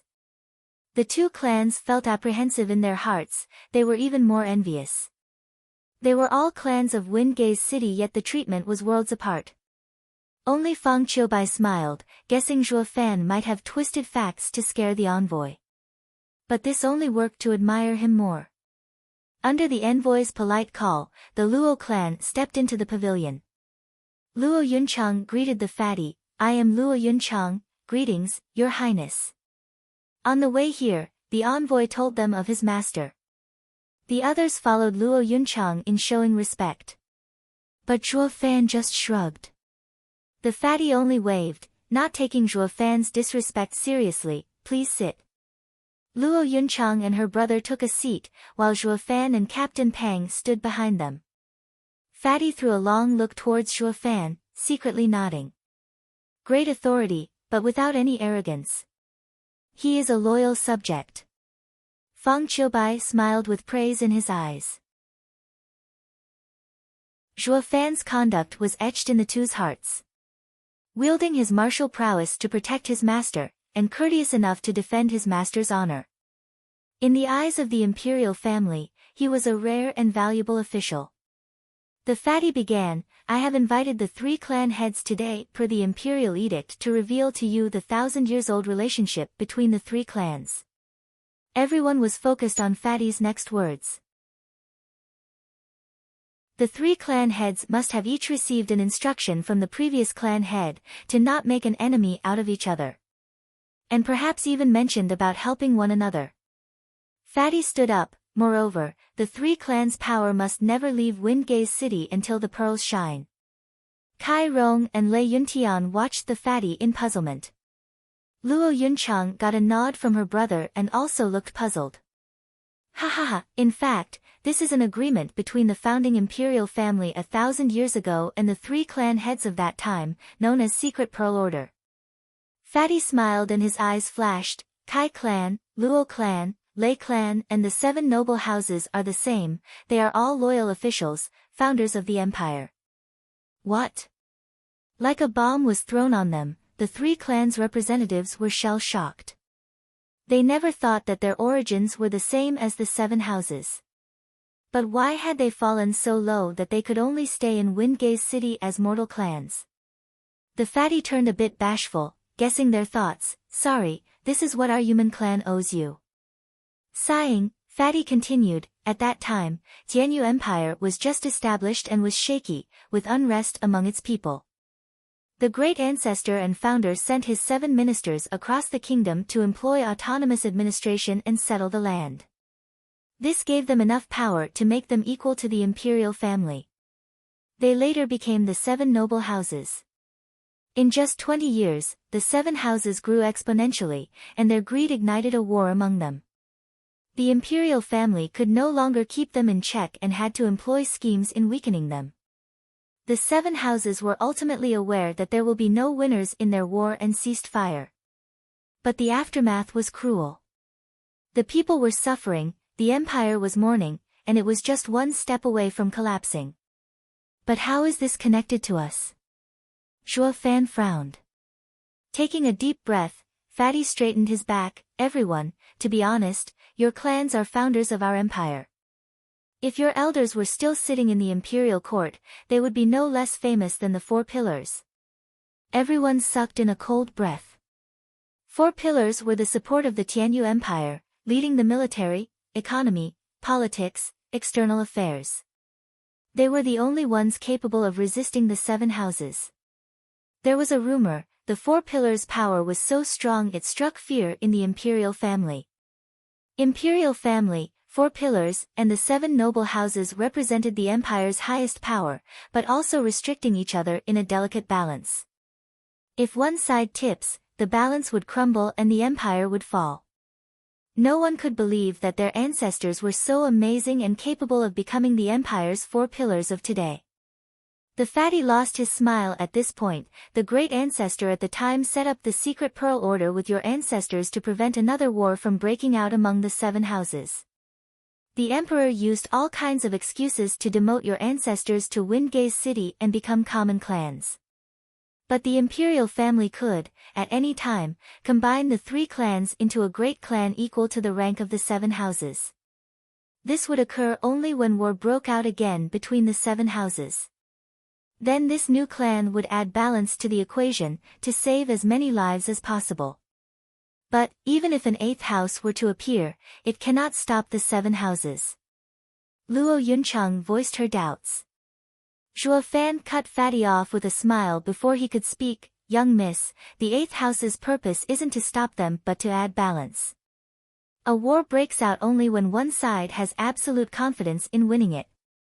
But a war in which winning was possible at a heavy cost won't happen unless the 2 sides hated each other to the bone. Sometimes, when 2 power starts a conflict, it is very easily solved, since no one wants to suffer irreparable damages. Luo Yunchang nodded, and the fatty praised Zhuo Fan. Steward Zhuo is amazing. Luo clan will rise for sure in your capable hands. Kai Rong's lips twitched from the regret he felt. If he hadn't offended Zhuo Fan, he might have been able to rope him. This kid was a genius seen once in 1,000 years. Third Prince, we know of the relationship between the three clans.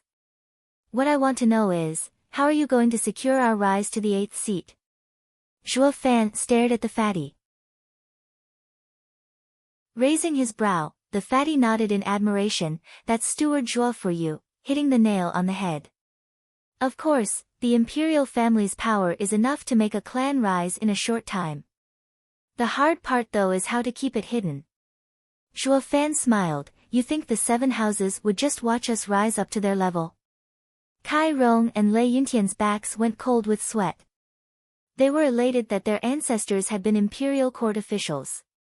They were thinking, my clan will receive the Imperial family's support to rise above a common clan. But Zhuo Fan brought them down to earth. Not to mention growing stronger, the 7 houses wouldn't even let the new clan grow to their level. They would be destroyed while they were at their weakest. Kai Rong and Lei Yuntian were grateful for Zhuo Fan's reminder. The Imperial family wanted the 7 houses' power in balance, but the 3 of them wanted to survive. Kai Rong had to admire Zhuo Fan's prudent mind.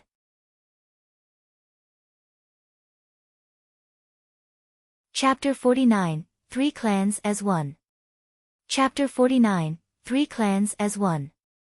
After muttering under his breath for a while, the fatty spoke. This was settled at the moment the secret order was given.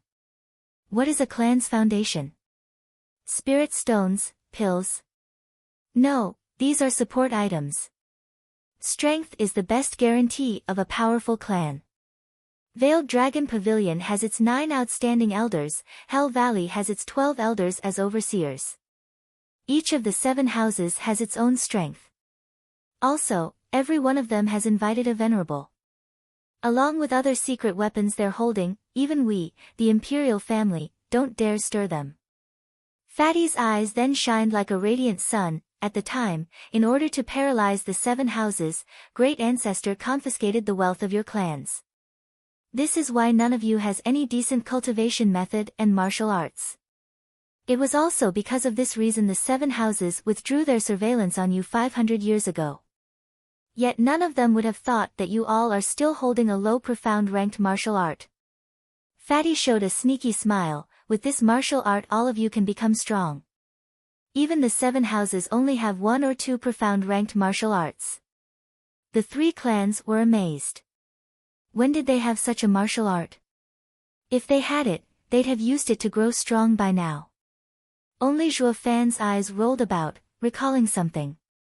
With a vague smile, Fatty's hand flashed and revealed a green jade slip. This is a low mortal ranked martial art, combining art. By itself, it holds no value, but if you use it along with your clan's spirit-ranked martial arts you inherited, you can combine them into a single martial art of the profound rank. In other words, Luo clan's Returning Dragon Palm, Kai clan's Wind Kick, and Lei clan's Lightning Finger were originally one single martial art that the Imperial family split among the 3 clans. And only the Imperial family knew the way to restore it. Zhuo Fan squinted. Fatty was shocked but then nodded. Steward Zhuo is wise. There aren't many martial arts which are capable of splitting other martial arts, and the number of martial arts that can restore them are even lesser. I didn't think Steward Zhuo would know of this. If Imperial Father hadn't mentioned it, I would have never found out. Zhuo Fan just smiled. Perhaps because the splitting martial arts were uncommon even at the mortal rank, each sect in the sacred domain seized them. They split their core martial arts to prevent degenerate disciples from spreading it. Only the sect leader's disciple had the right to learn the entire set of martial arts. Zhuo Fan turned to look at Kai clan and Lei clan. They were startled, but their eyes showed deep regret. Perhaps because they were negligent in safeguarding their inherited martial arts and let the Hell Valley steal them. Especially with regards to Kai clan, who were quick to give it away. It must be really eating Kai Rong inside right now. Clan heads, please take out your inherited martial arts. Fatty placed the jade slip on the table with a smile. But only Luo Yunchang took out her clan's martial art. After Lei Yuding got to know of Yang Ming's treachery, she gave back the returning dragon palm to Luo Yunchang. But the other clan heads looked at each other in shame. Fatty frowned as he stared at them. Sighing, Lei Yuntian cupped his hands. Your Highness, I was unable to protect my ancestors' martial art from Hell Valley's thieving hands. I accept your Highness' punishment. What? Fatty slapped the table. Kai Rong also cupped his hands. Your Highness. I am the same. Fatty's body shivered in rage. Why you, just how are you both clan heads? Have you forgotten your ancestors' instructions? You should have defended it with your lives. The two kneeled. Please forgive us, Your Highness. Fatty sighed as he scratched his head. Kai Rong peeked at him. Your Highness, can't the Imperial family bestow us another profound ranked martial art? Bestow your mom. Fatty couldn't hold it in and began raining curses and spitting all over Kai Rong's kneeling figure. What do you take profound ranked martial arts for, cabbage? Even the Imperial family has only 4 of them. And they're each registered. If I take one out, everyone will know. How are your clans gonna rise then? You dumb pig, are you tired of living? Fatty gave Kai Rong a round of slapping, then stomped his feet. Kai Rong curled up and shivered on the ground. What now, what now? The secret pearl order is ruined. Fatty paced around. Zhuo Fan smirked and 2 jade slips appeared with a flash in his hand. Third Prince, there's no need to worry. I have their clan's martial arts. What? The 2 clan heads shouted in unison, staring dumbfounded in Zhuo Fan's direction. Kai Rong in particular, having not witnessed Zhuo Fan's prowess, was incredulous at what was happening. Lei Yuntian gave Zhuo Fan a thankful nod. If not for him, not only Lei clan wouldn't recover, they'd even be executed in a fit of anger by Third Prince. Ha ha ha, Steward Zhuo, you truly are amazing. I see why Elder Jiu of Veiled Dragon Pavilion speaks so highly of you. Fatty was overjoyed, and ran into Zhuo Fan for a bear hug. If not for you, I would have failed Imperial Father's task. I owe you one. Smiling, Zhuo Fan shook his head. This is all for the Luo clan. Yes, right, for the Luo clan and for me, ha ha ha. Fatty slapped Zhuo Fan's shoulder, then gathered the 4 jade slips. Now that we have the martial arts, next is the merger of the 3 clans. According to the Great Ancestors' secret pearl order, 2 clans are to merge with the strongest. And the profound ranked martial art will be in the clan head's care. As such, Your Highness, Kai Rong seemed hyped as he jumped to his feet. Luo clan has little strength and only 4 members, and Lei clan is on the verge of collapse. Only my Kai clan is flourishing. As such, I will begrudgingly accept this responsibility and support them under my clan's wing. As of now, I will take Lei and Luo clan as Kai clan's disciples and assist the Imperial family in fulfilling the secret edict. As he finished speaking, Kai Rong reached for the jade slips, but a rough hand stopped him. Lei Yuntian glared at him as he asked. Kai Rong, how can a bone-tempering cultivator be enough to act as clan head? Humph, so what? Based on strength, my clan is the best. Kai Rong raised his brows. Don't be so sure. Lei Yuntian sneered at Kai Rong and looked at Lei Yunting. She showed a proud smile and stepped forward. Clan head Kai, in this last month, I gathered all the scattered Blackwind Mountains men. We have 600 men, half of them are in chi condensation. Based on strength alone, the Kai clan is weaker. Ha ha ha, so what if you're strong? You're just bandits. Kai shouting laughed at her. Lei clan is but a rabble of thugs. If you take the role of clan head, we'll only be the 7 houses laughingstock, never will we be able to reach their level. Who are you calling a thug? You want a piece of me? You say you're not, thug granny. In an instant, the Lei and Kai clans started fighting for the leader's position. Zhuo Fan was secretly sneering at the side. This new clan is just being established, and it was still a question if it could survive. Yet these bunch of idiots are plagued with delusions of grandeur that they could hold their own against the 7 houses. Fatty and Feng Qiubai mocked the quarreling clans with their eyes. Luo Yunchang's face burned in anger. They were fighting against each other while ignoring the Luo clan. It clearly showed that they thought little of her clan. Although they were but 4 members, they were still one of the 3 clans in the edict. But these clans didn't even ask for their opinion. Bam! With that loud slap, the 2 clans stopped and turned to see the brat Luo Yunhai hitting the table. His face was stern and his eyes were steadfast, unlike his usual childish self. Even Zhuo Fan quirked an eyebrow. Why all this fuss? Luo Yunhai swept the people with his eyes and spoke with resolve. In this merger of clans, the only one worthy of the leader position is none other than my Luo clan. Luo Yunhai's declaration shocked them silly. Kai shouting mocked, "What does a brat know?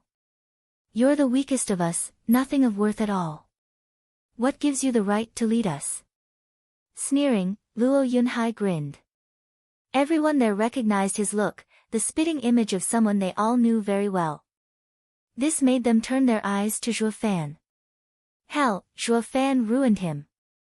Zhuo Fan was quite piqued by this brat. Luo clan has no men, money, or pills. It only has us 4, masters and servants. Luo Yunhai looked at them with sparkling eyes, but our clan is the strongest because we have Steward Zhua. Luo Yunhai turned to Zhuo Fan with worship in his gaze. If Luo clan was to have any right to become the head, it would all be thanks to Zhuo Fan. His skills were obvious to anyone there. Even Veiled Dragon Pavilion was certain that if Zhuo Fan stayed with Luo clan, its rise was but a matter of time. Under the hopeful and worried gazes, especially Luo Yunhai's expectant look, Zhuo Fan shook his head. This kid hardly ever shows such great expectations from me. I can't disappoint him now, can I? Humph, Zhuo Fan is a mere steward. How can a person of low status like him be worthy to hold on to all our Kai clan's guards and wealth? Punk, our clan shall be the head, don't. Kai shouting mocked but didn't finish as Zhuo Fan slapped the table, revealing the alliance agreement. Under the puzzlement of others, Zhuo Fan sneered, "This is Luo clan and Veiled Dragon Pavilion's alliance contract." What? The fatty was so shocked his whole body trembled and was close to falling off his chair.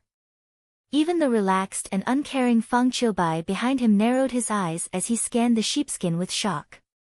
Veiled Dragon Pavilion was one of the 7 noble houses.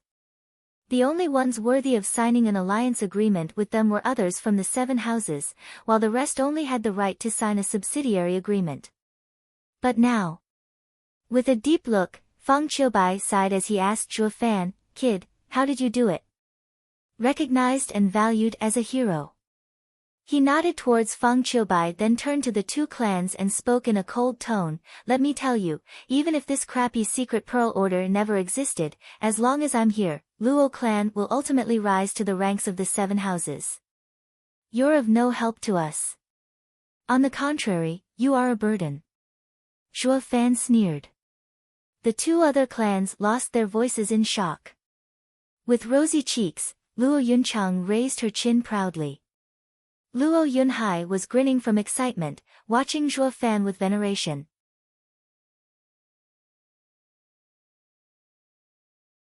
Chapter 50, Merger. Chapter 50, Merger. Mulling over, the fatty traced his hand on the alliance agreement. He found Zhuo Fan's strength exceeding his expectations, as it was not a simple matter to gain such an alliance agreement. Even if Long Jiu was in favor of him, an elder didn't hold much sway in the Veiled Dragon Pavilion.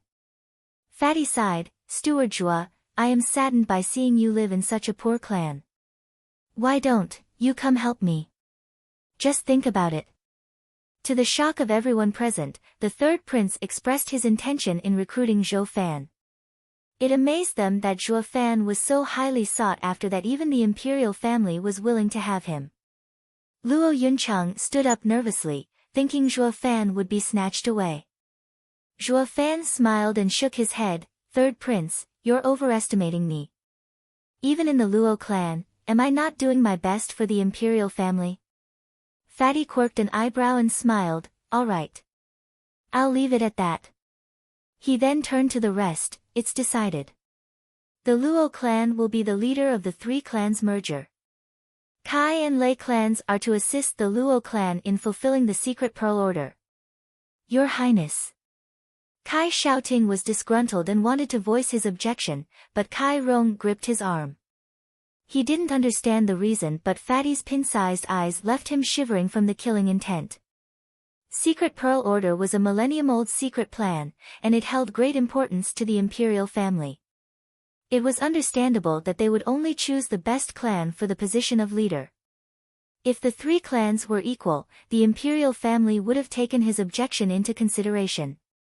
But Zhuo Fan took out the alliance agreement, making all dissent moot. It turned the Luo clan into the best choice in implementing the secret edict for the Imperial family. If even with this, the other clans voiced their discontent, the Imperial family would deal them with a heavy hand. Just as Zhuo Fan said, the Luo clan had all the power it needed to bring the secret edict to fruition. This, in turn, made the other two clans their vassals. If they felt that being a vassal was unpleasant, the Imperial family would finish them off with a mere swipe. Kai Xiaoting let the matter drop, yet the discontent never left his face. He could only follow Kai Rong's actions in submitting. Fatty nodded, then turned to Lei Yuntian to see if he had objections.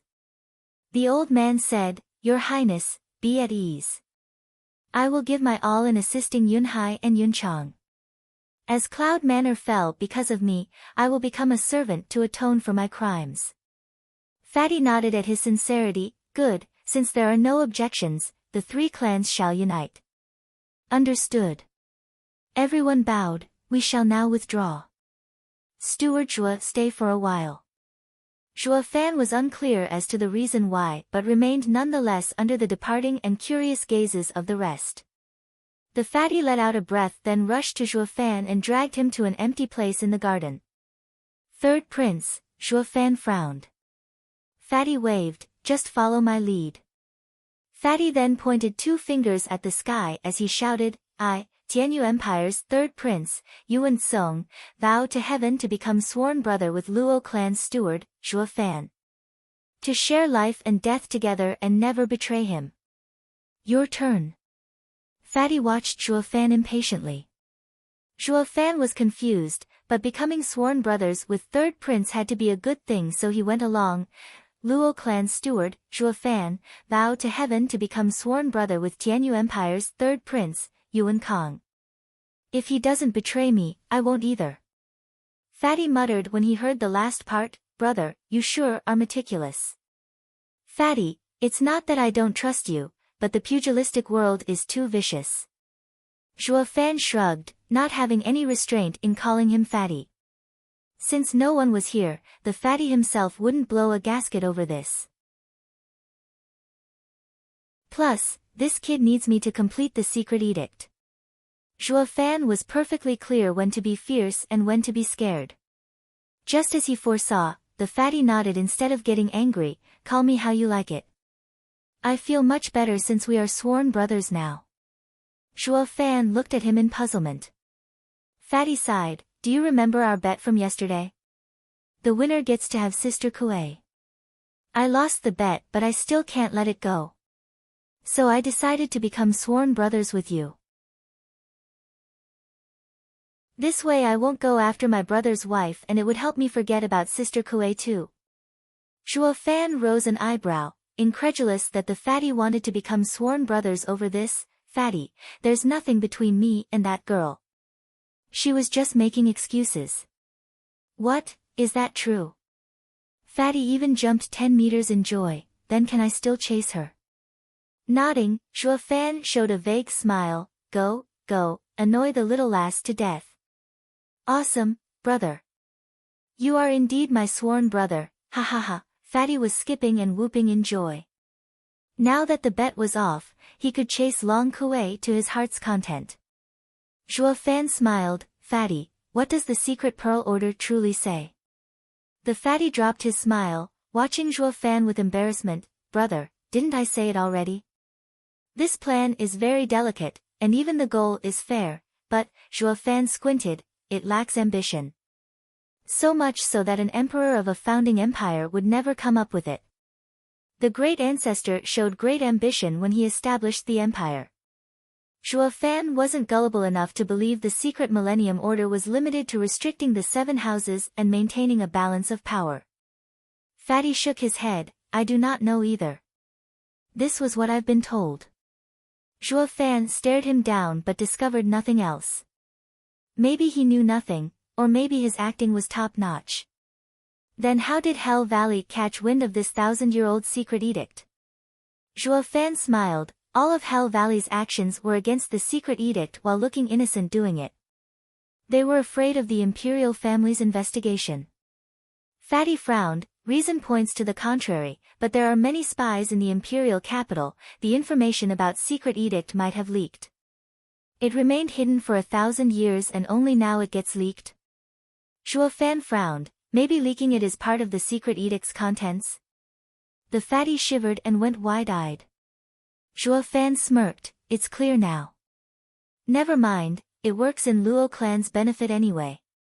So there's no need to poke my nose in it. There's no need to worry over nothing, ha ha ha. Zhuo Fan waved as he left, Fatty, I'll be going. We'll meet again if we get the chance. A voice rang in Fatty's ear as Zhuo Fan's figure distanced. This kid is perhaps too sharp, scary even. Whoosh. It was Feng Qiubai in his blue robe. Feng Qiubai muttered, the more I watch him the more he resembles someone. Who? Fatty asked. Feng Qiubai's eyes flashed, Zhuge Changfeng. The leader of 4 pillars, Prime Minister Zhuge Changfeng. Fatty was in shock, are you saying Zhuo Fan? Nodding, Feng Qiubai smiled, Songer, becoming sworn brothers with him was the best decision you made in your life. One day, he will become one of your 4 pillars, helping you rule. The fatty was stunned, watching Zhuo Fan getting further away as ambition flickered in his eyes. Zhuo Fan returned to the small courtyard and saw the others waiting outside. What's wrong? Did Third Prince say something? Luo Yunchang was worried. He refused Veiled Dragon Pavilion's invitation, but this was the Imperial family. With just a nod, he could become an official with the support of the Imperial family. Secretly smiling, Zhuo Fan said, Fatty told me to do my best in fulfilling the secret edict. Luo Yunchang covered Zhuo Fan's mouth then looked around before saying, how can you call Third Prince like that? Be careful or he might take your life. He won't. He still needs me. Zhuo Fan dismissed her worry and even gave a thumbs up to Luo Yunhai, your performance was perfect, worthy of a clan head. You made me proud. Please, didn't I learn it all from bro? Luo Yunhai stuck up his chin. It was clear the bro he referred to was Zhuo Fan. Everyone laughed and Luo Yunchang showed a relieved smile. Dad, can you see? Yunhai has grown up. He can shoulder the honor and glory of the Luo clan. Luo Yunchang looked at the sky with sparkling eyes. On the 2nd day after the meeting, the new clan was established with Luo clan at the helm. The name was, of course, Luo clan. Zhuo Fan, with the Imperial family's support, had no trouble becoming the head steward of the clan, handling all affairs. He appointed Lei Yuntian as Luo clan's Grand Elder and Kai Rong as the 2nd Elder while keeping Old Pang as the captain of the guards, leading the Kai clan's guards. Lei Yuding was made the leader of the Shadow Corps, taking Blackwind Mountain's bandits under her, and in charge of intelligence gathering and training assassins. Because of the Imperial family's decree, the Veiled Dragon Pavilion and Hell Valley were banned from entering the Windgaze city. The rest of the 7 houses remained within their borders, thus making this city belong to the Luo clan alone.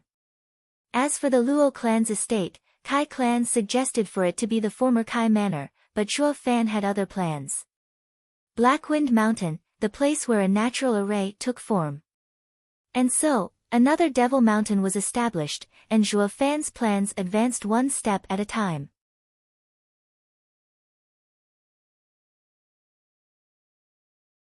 Chapter 51, Four Pillars Leader.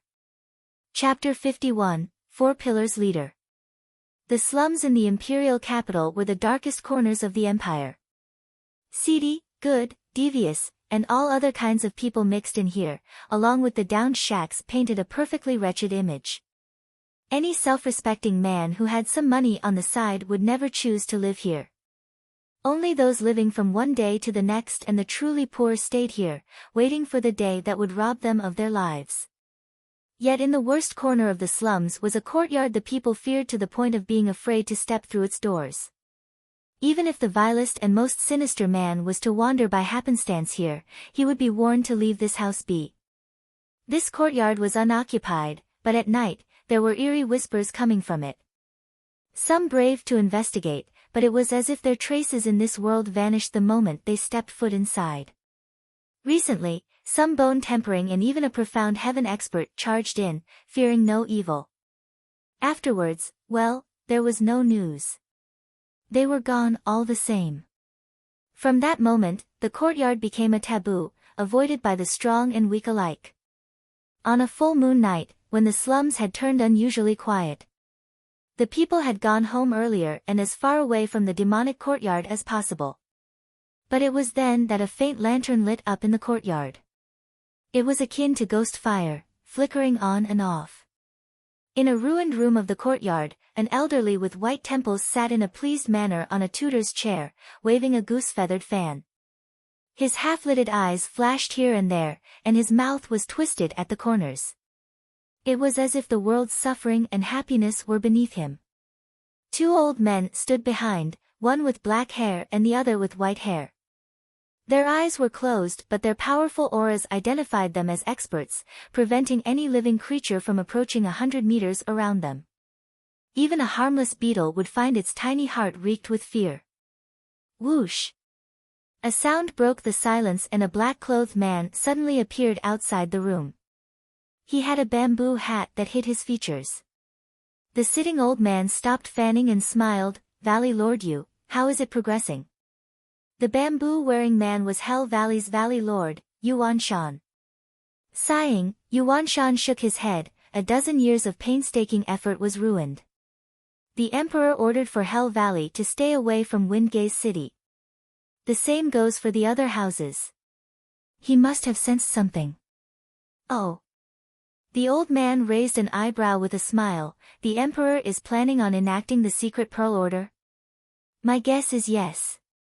Yuan Shan's face grew angry. They got luck on their side last time, but next time, it won't be so simple.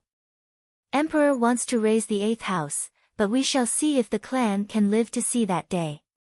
Ha ha ha, Valley Lord Yu, ease your anger. A loss is a loss. Why make excuses? The old man was still calm, yet his words were sharp and filled with disdain. Hell Valley is one of the 7 noble houses, yet it can't even deal with 3 common clans. The time of its fall must be close at hand. Yuan Shan snapped, his power exploding. Peak profound heaven cultivation smashed the windows to splinters. He unleashed all of it to pressure the old man. Zhuge Changfeng, you were the one who told me of the contents of the secret Pearl Order. It was also you who said the Emperor wants to help in the rise of the 8th house. The dozen years plan also came from you. So how can you speak like this? Yuan Shan bellowed, go to hell. The smile never left the old man's face, still sitting calmly and fanning slowly. Boom! Just when the pressure was drawing near Zhuge Changfeng, the black and white elders behind him opened their eyes.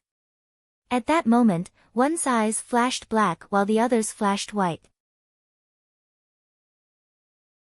A ripple echoed outwards and clashed with Yuan Shan's display of power, creating a jarring sound. The entire slums shook. Yuan Shan's felt a sweetness in his throat and spat blood as his face paled. The 2 elders closed their eyes again, while Zhuge Changfeng swayed the fan like nothing had happened, still sporting that ever-present smile. Yuan Shan watched the black and white elders incredulously. Yin Yang elders. Zhuge Changfeng nodded. Valley Lord you sure is knowledgeable. These seniors haven't shown up over the past century. I find it amazing that you still recognize them. Grinding his teeth in anger, Yuanshan panted while also spitting blood now and then, but the look he had when he turned to the elders was now one of fear. You are worthy of being Tianyu's #1 sage, 4 Pillars' leader, Prime Minister Zhuge. To be able to make these monsters leave their mountain, not even that Feng Qiubai from the Divine Dragons can compare to you. Ha ha ha, Valley Lord Yu is exaggerating. I am not worthy of such a title. I do not dare face the Imperial family in the open just yet. Zhuge Changfeng let out a short laugh, but the confidence he exuded was unshakable. Yuanshan snorted and muttered, Prime Minister Zhuge is as modest as he is arrogant. Who in the Tianyu Empire can match your power? Not even the Imperial family can. Sigh, I can see why you failed in Windgaze City. In this world, strength and weakness aren't obvious at a glance. Zhuge Changfeng sighed as he looked at the sky. Furthermore, I am not the #1 sage in Tianyu. If not you, then who? That person above me. Zhuge Changfeng pointed upward with a grave expression. Yuanshan disdained, you're talking about that senile emperor? Senile? Zhuge Changfeng chuckled, I've been a prime minister in the imperial court for 40 years now, and I still can't read him. Valley Lord Yu, go back. Make sure to not cause any further trouble. Zhuge Changfeng swayed his fan as his countenance went back to normal. Be careful to not give that old man the perfect chance to remove you for good. Humph, the Imperial family's power is hardly enough to deal with my Hell Valley. Yuanshan grinned, but when he saw the cold look in Zhuge Changfeng's eye, he didn't continue. He just cupped his hands and vanished in the night. After Yuanshan left, Zhuge Changfeng took a deep breath and looked to the heavens. Your Majesty, what is your plan? What is the secret Pearl Order? 3 months later, in the misty forest at the foot of Blackwind Mountain. Zhuo Fan stood near a frigid blood pool, holding a gourd. His hands performed signs and red dots flew from the pool into the gourd. A smile tugged at Zhuo Fan's face as he watched the wiggling red dots. This blood pond was something Zhuo Fan made to raise the frigid pool snow worm. Though, its name should more aptly be frigid pool bloodworm. Zhuo Fan used a secret art from the 9 Serenities secret records to train this particular demonic creature. So it not only retained the parasitic ability of the frigid pool snow worm but it also connected to Zhuo Fan through telepathy. It could now work in tandem with him in performing a secret and evil magic art from the 9 Serenities secret records, the Blood Curse. The Blood Curse was a demonic cultivator's way of controlling his men. Once he put the Blood Curse on someone, they had to obey him for life. If not, the Blood Curse would flare up and the victim would die of blood explosion, a cruel and savage ending. But the Blood Curse had a fatal flaw. If the target was stronger than the caster, the later would be devoured. This wasn't anything good for Zhuo Fan. But now that Zhuo Fan had the bloodworm, this flaw could be eliminated. Since the bloodworm lived in the target's body, they would never be able to remove the Blood Curse. With this special demonic creature, Zhuo Fan would be in control of a large group of experts to assist him. If anyone heard of this, they'd come to kill Zhuo Fan themselves, even Radiant stage experts. This demonic creature was an abomination, an affront to heaven. Any listener would shiver hearing one could make any expert into a slave. With a maniac grin on his face, Zhuo Fan took the gourd filled with bloodworms and left Misty Forest. He performed a hand sign and the forest's fog turned bloody, barring any entry. This was his rearing grounds. Why would he ever let another find it? Stashing the gourd in his ring, Zhuo Fan returned to Blackwind Mountain. On his way, he paid attention to every grass, every tree to make sure all was in order. Over the past 3 months, besides the Imperial family sending thousands of spirit stones and hundreds of pills, the Veiled Dragon Pavilion also sent 2,000 spirit stones. He had enough spirit stones on hand that he could flaunt his array grandmaster's skills. Plus with the natural array here, he could still set up some decent defensive array even without such an amount of spirit stones. To the east of Blackwind Mountain was the Azure Dragon position under the wood attribute. It was a place filled with vitality. As such, Zhuo Fan set up a 5th grade array, Poison Dragon Array. Poisonous thickets grew inside the array and the miasma above them would never scatter.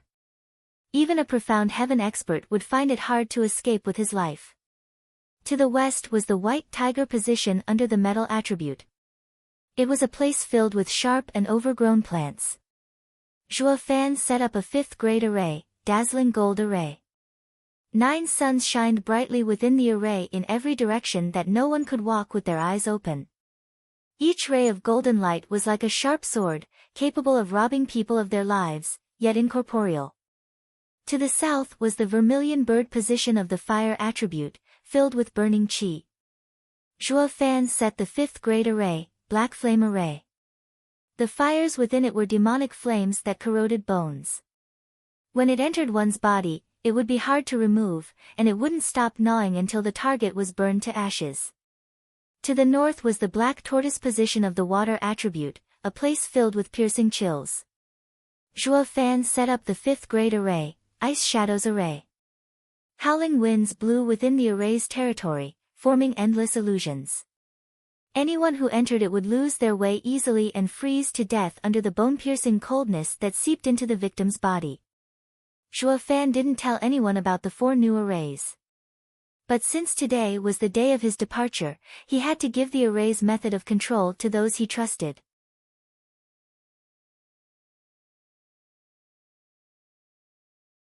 Chapter 52, Departure. Chapter 52, Departure. Young miss, come with me. Zhuo Fan beckoned Luo Yunchang. She was unclear as to the reason, but she followed nonetheless. She was filled with glee as she saw so many things brought from the Imperial family over the past few days. Especially with 2 elders standing watch, Luo clan was becoming stronger day by day. She was so moved that she was lost for words. It got so far that she even let Zhuo Fan's disappearance for these past 3 months slide. Steward Zhuo, is there something? Luo Yunchang smiled as they entered a small room. Zhuo Fan closed the windows and doors without replying. Her thoughts started going in a particular direction and her face flushed. Zhuo Fan, what are you trying to do? Luo Yunchang was bashful. Taking a deep breath, Zhuo Fan began, I'm leaving. What? Luo Yunchang stood there in shock. She had a face of complete disbelief, wondering if she had heard him wrongly. Only when Zhuo Fan repeated was she certain. Why, Luo clan is growing and is already the #1 clan in Windgaze City. Why do you want to leave? For Luo clan's safety. Zhuo Fan's tone was grave. Luo clan is safe, for now. And there's no other clan around to mess with it. But remember what we had to do in exchange for all this. We accepted the Imperial family's vague secret pearl order and offended the 7 noble houses Hell Valley. As for Veiled Dragon Pavilion, if we do not rise to the level of the 7 houses, they will change their stance with us.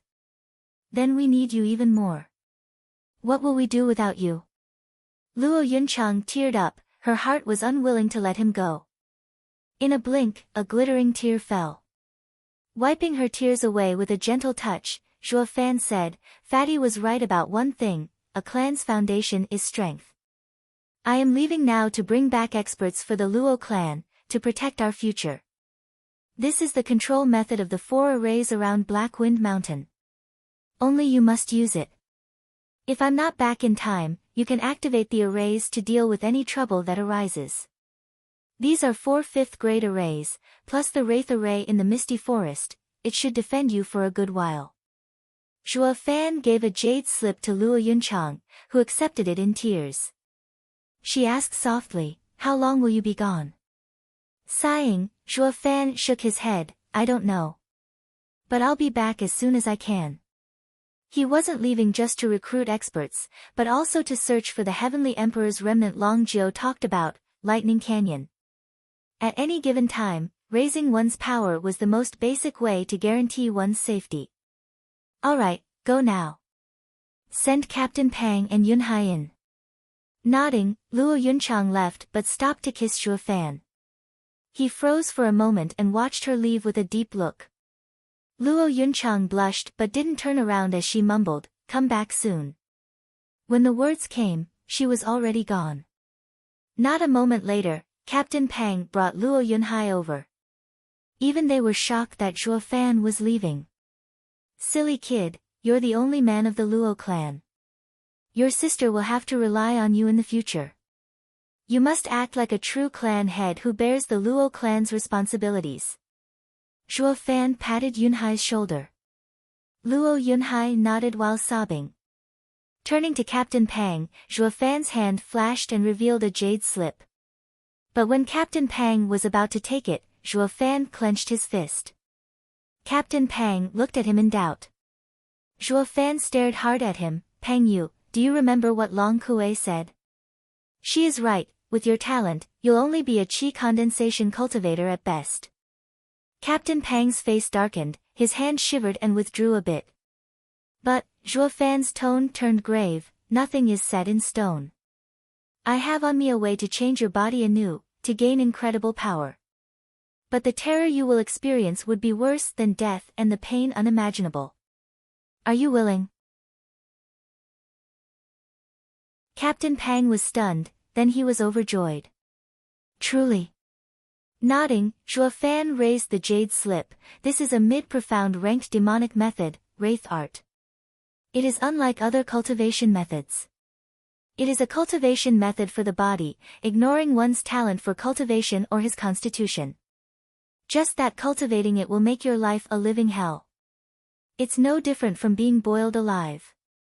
And once you start, you can never stop or your soul will perish." Captain Pang licked his dry lips, yet he wasn't afraid, his eyes only held excitement. "No worries. As long as I can become strong, no torment shall best old Pang." Captain Pang snatched the jade slip as he shouted. Zhuo Fan reminded him, "The horrors you will experience from cultivating it aren't something you can fathom. Maybe you will be under such a pain that your mind will collapse and die in the end. This is a mid-profound ranked cultivation method, matching a high-profound ranked cultivation method, but with the process being so excruciating, many great demonic cultivators never even dared to touch it. Choose wisely." Waving his hand, Captain Pang's eyes flickered. "Brother Zhuo, old Pang's only torment in this life was to see clan head die before me and unable to stop it.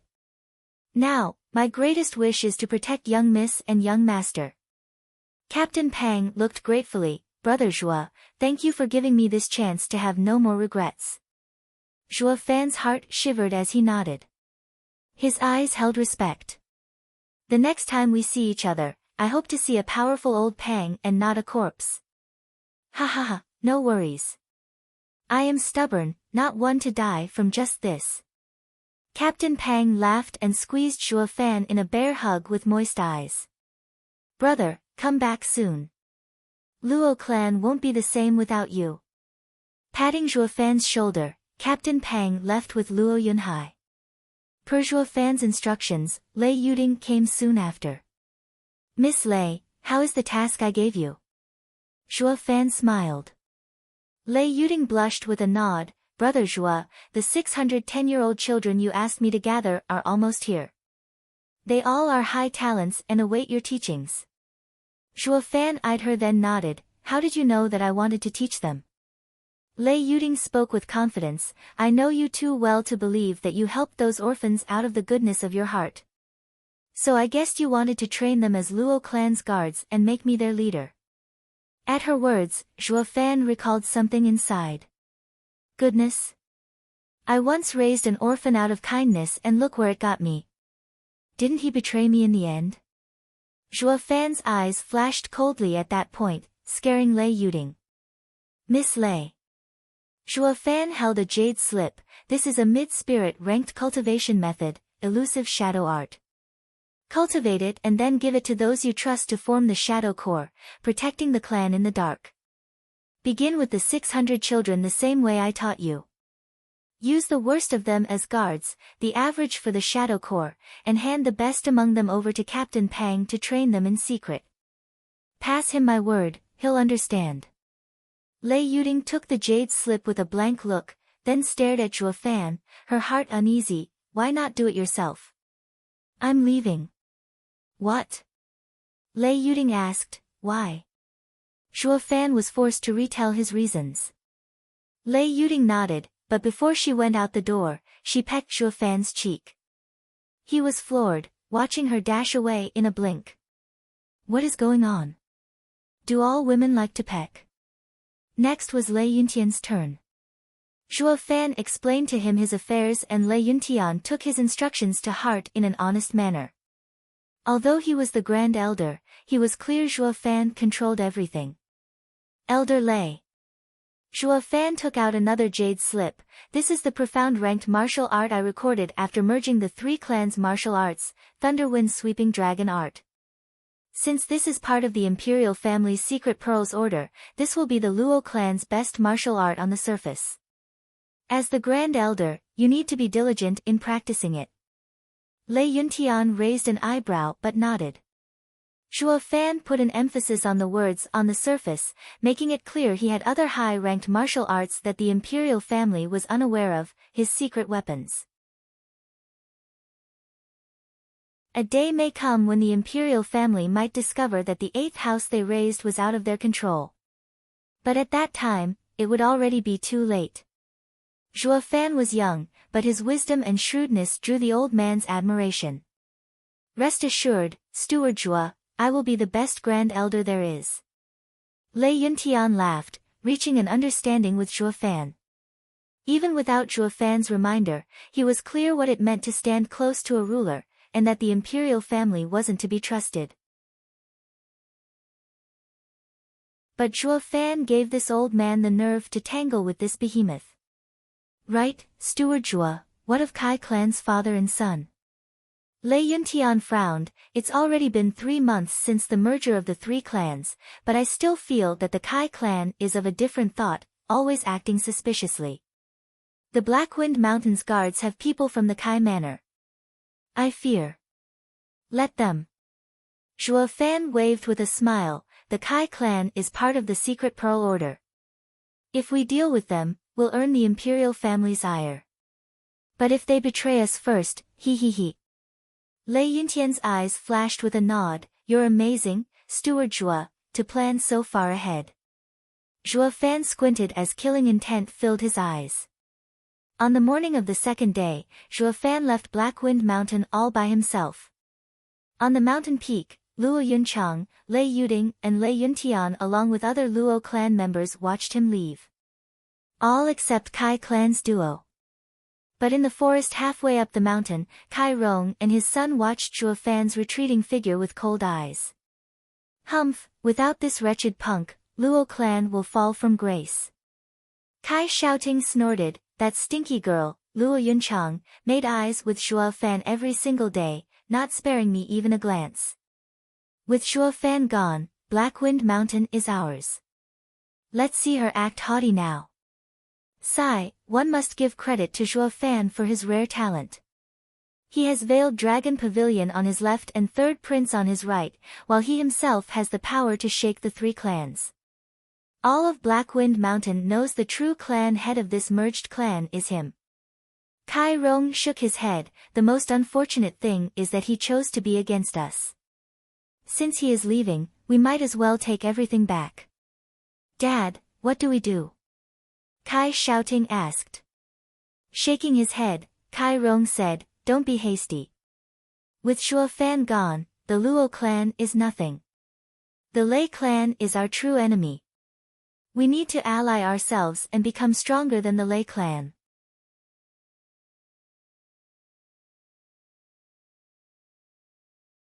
Chapter 53, Allbeast Mountain Range. Chapter 53, Allbeast Mountain Range. In the shadow of a large forest, a black-robed figure stood on the precipice of a mountain. His eyes took in the view of a large city gate with 3 golden words inscribed on it, Blue Expanse City. Raising the corner of his mouth, the black-robed man left as the wind scattered 2 piles of black dust. 15 minutes later, the man arrived before the city gates. "Hold, where's your pass?" With a clank, 2 city guards crossed their spears before the man as they released their 6th-layer chi condensation cultivation. Taking out a metal tablet with the serene character inscribed on it, the black-robed man let them see it. The guards nodded and let him pass. "Enter." The black-robed man quickened his pace, but after 100 meters, he turned his head at the guards, eyeing them with disdain. Utterly useless. The man raised his head and exposed his face. It was Zhuo Fan. It had been a month since he left Luo clan, and this city was his first destination, Blue Expanse City. This place was Hell Valley's domain. Just how Veiled Dragon Pavilion placed its guards in the Windgaze City, so did Hell Valley in this city. To avoid anyone recognizing him, Zhuo Fan put on a black robe. He braved through this deadly danger because he was left with no other choice. Who told the spiritual beasts to gather on the Allbeast mountain range near the Blue Expanse City? This was also why the security was so tight in this city. Be it righteous or demonic cultivators, there were other external means to increase one's power besides the hard and arduous method of cultivation. Spiritual weapons, demonic treasures, spirit animals, demonic creatures, these were all external means but of significant importance. At the time of peril, it could save one's life. The late elder of Hell Valley was a good example. Condor Jian Fan's soul-devouring crow had the purple lightning gold eye and could push back Veiled Dragon Pavilion's 3 elders' joint attack.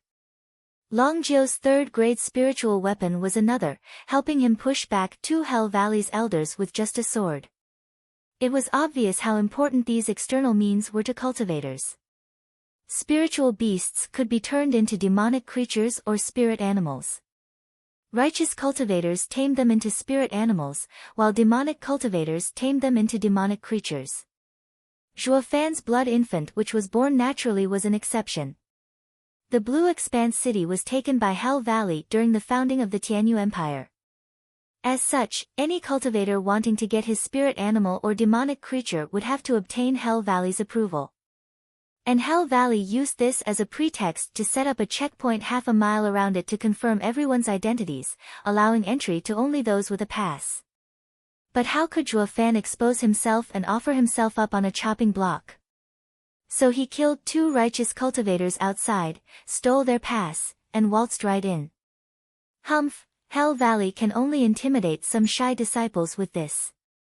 You think this is enough to deal with a bold cultivator or a profound heaven expert? Zhuo Fan's mouth let out snide remarks as he walked on. He came all this way to Allbeast mountain range looking for a rare 6th-level spiritual beast, Thunder Skylark. Entering Lightning Canyon could only be done through the purple lightning. Zhuo Fan was certain Long Jiu's 3rd heaven purple lightning wasn't the same as the lightning from that place, or it would have reached the 6th heaven. That kind of power was a deterrence even for a radiant stage expert. So before he cleared Lightning Canyon's restrictions, he had to first find a way to guarantee his life in that place. And the Thunder Skylark, a creature that lived by swallowing lightning, was a perfect choice.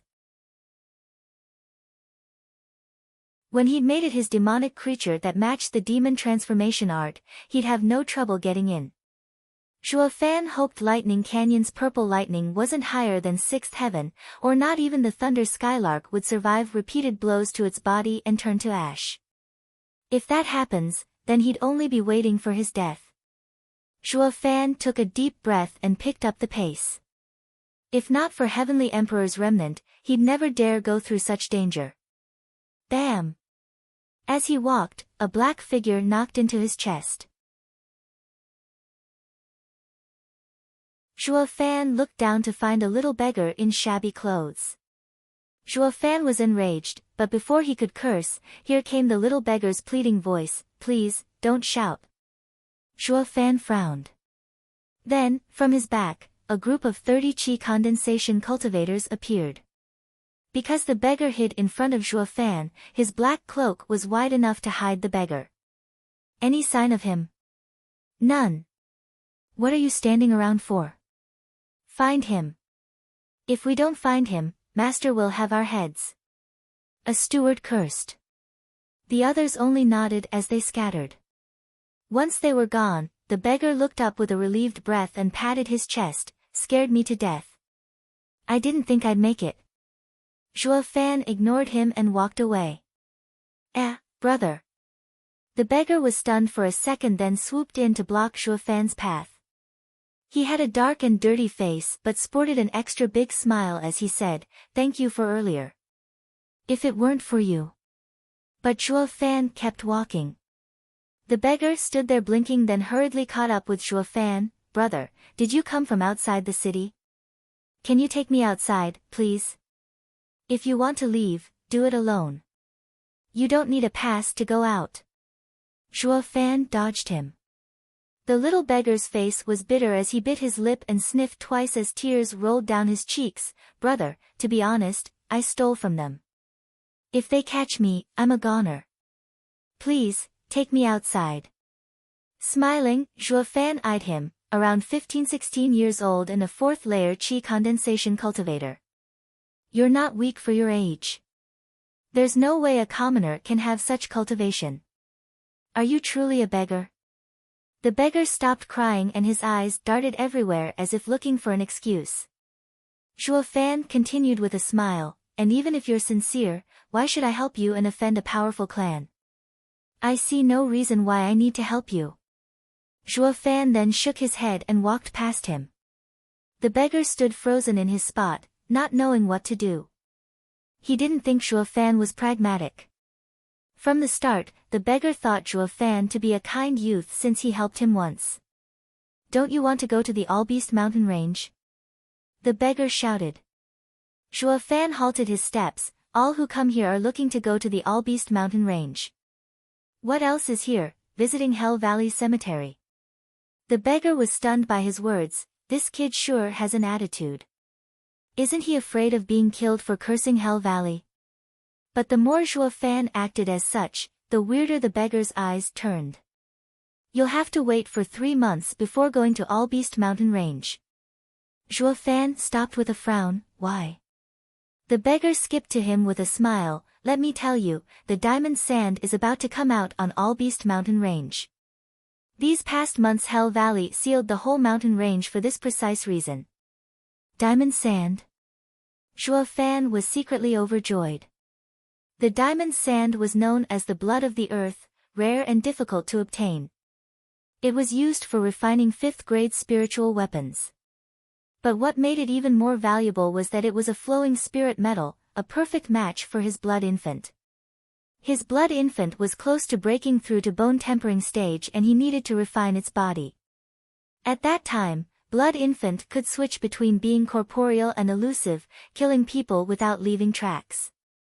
Refining it with 100 spirit metals would turn it as hard as a demonic treasure and it would become difficult to cause any harm to it.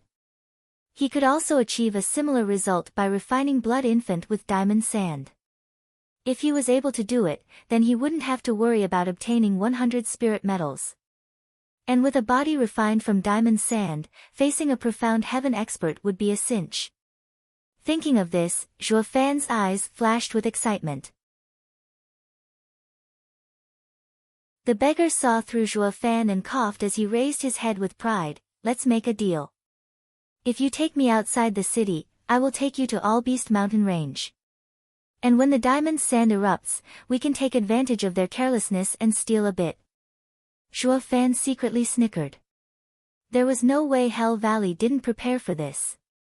But the fact that he had a guide to enter Allbeast mountain range without them knowing was a nice bonus. "Deal." The beggar raised his hand and winked. Zhuo Fan shook his head and slapped the beggar's hand. "Ha ha ha, awesome. I finally found someone to take me out of this damnable place." The beggar laughed while jumping around. "Brother, what's your name?" "Zhuo Fan." Zhuo Fan was blunt because he knew even though Hell Valley was aware of the Luo clan, his title as a steward wasn't well known. And the only one who knows that he killed 2 of their elders was Yang Ming. But would anyone believe him even if he said it? Zhuo Fan was confident that Yang Ming would let this matter fester inside him. If anyone knew that Elder Jian died at the hands of a qi condensation punk, yet he survived, his future would be bleak, if not cut short. Moreover, even if he did speak up, Hell Valley would never announce it. Could they afford to lose any more reputation? The beggar laughed. Brother Zhuo, call me Shao Ning. Fine. Zhuo Fan nodded, not carrying much because he knew it was fake. The beggar pouted, looking at him with a deep look full of curiosity. Zhuo Fan gave him a different impression from all those he had seen before, simply mysterious.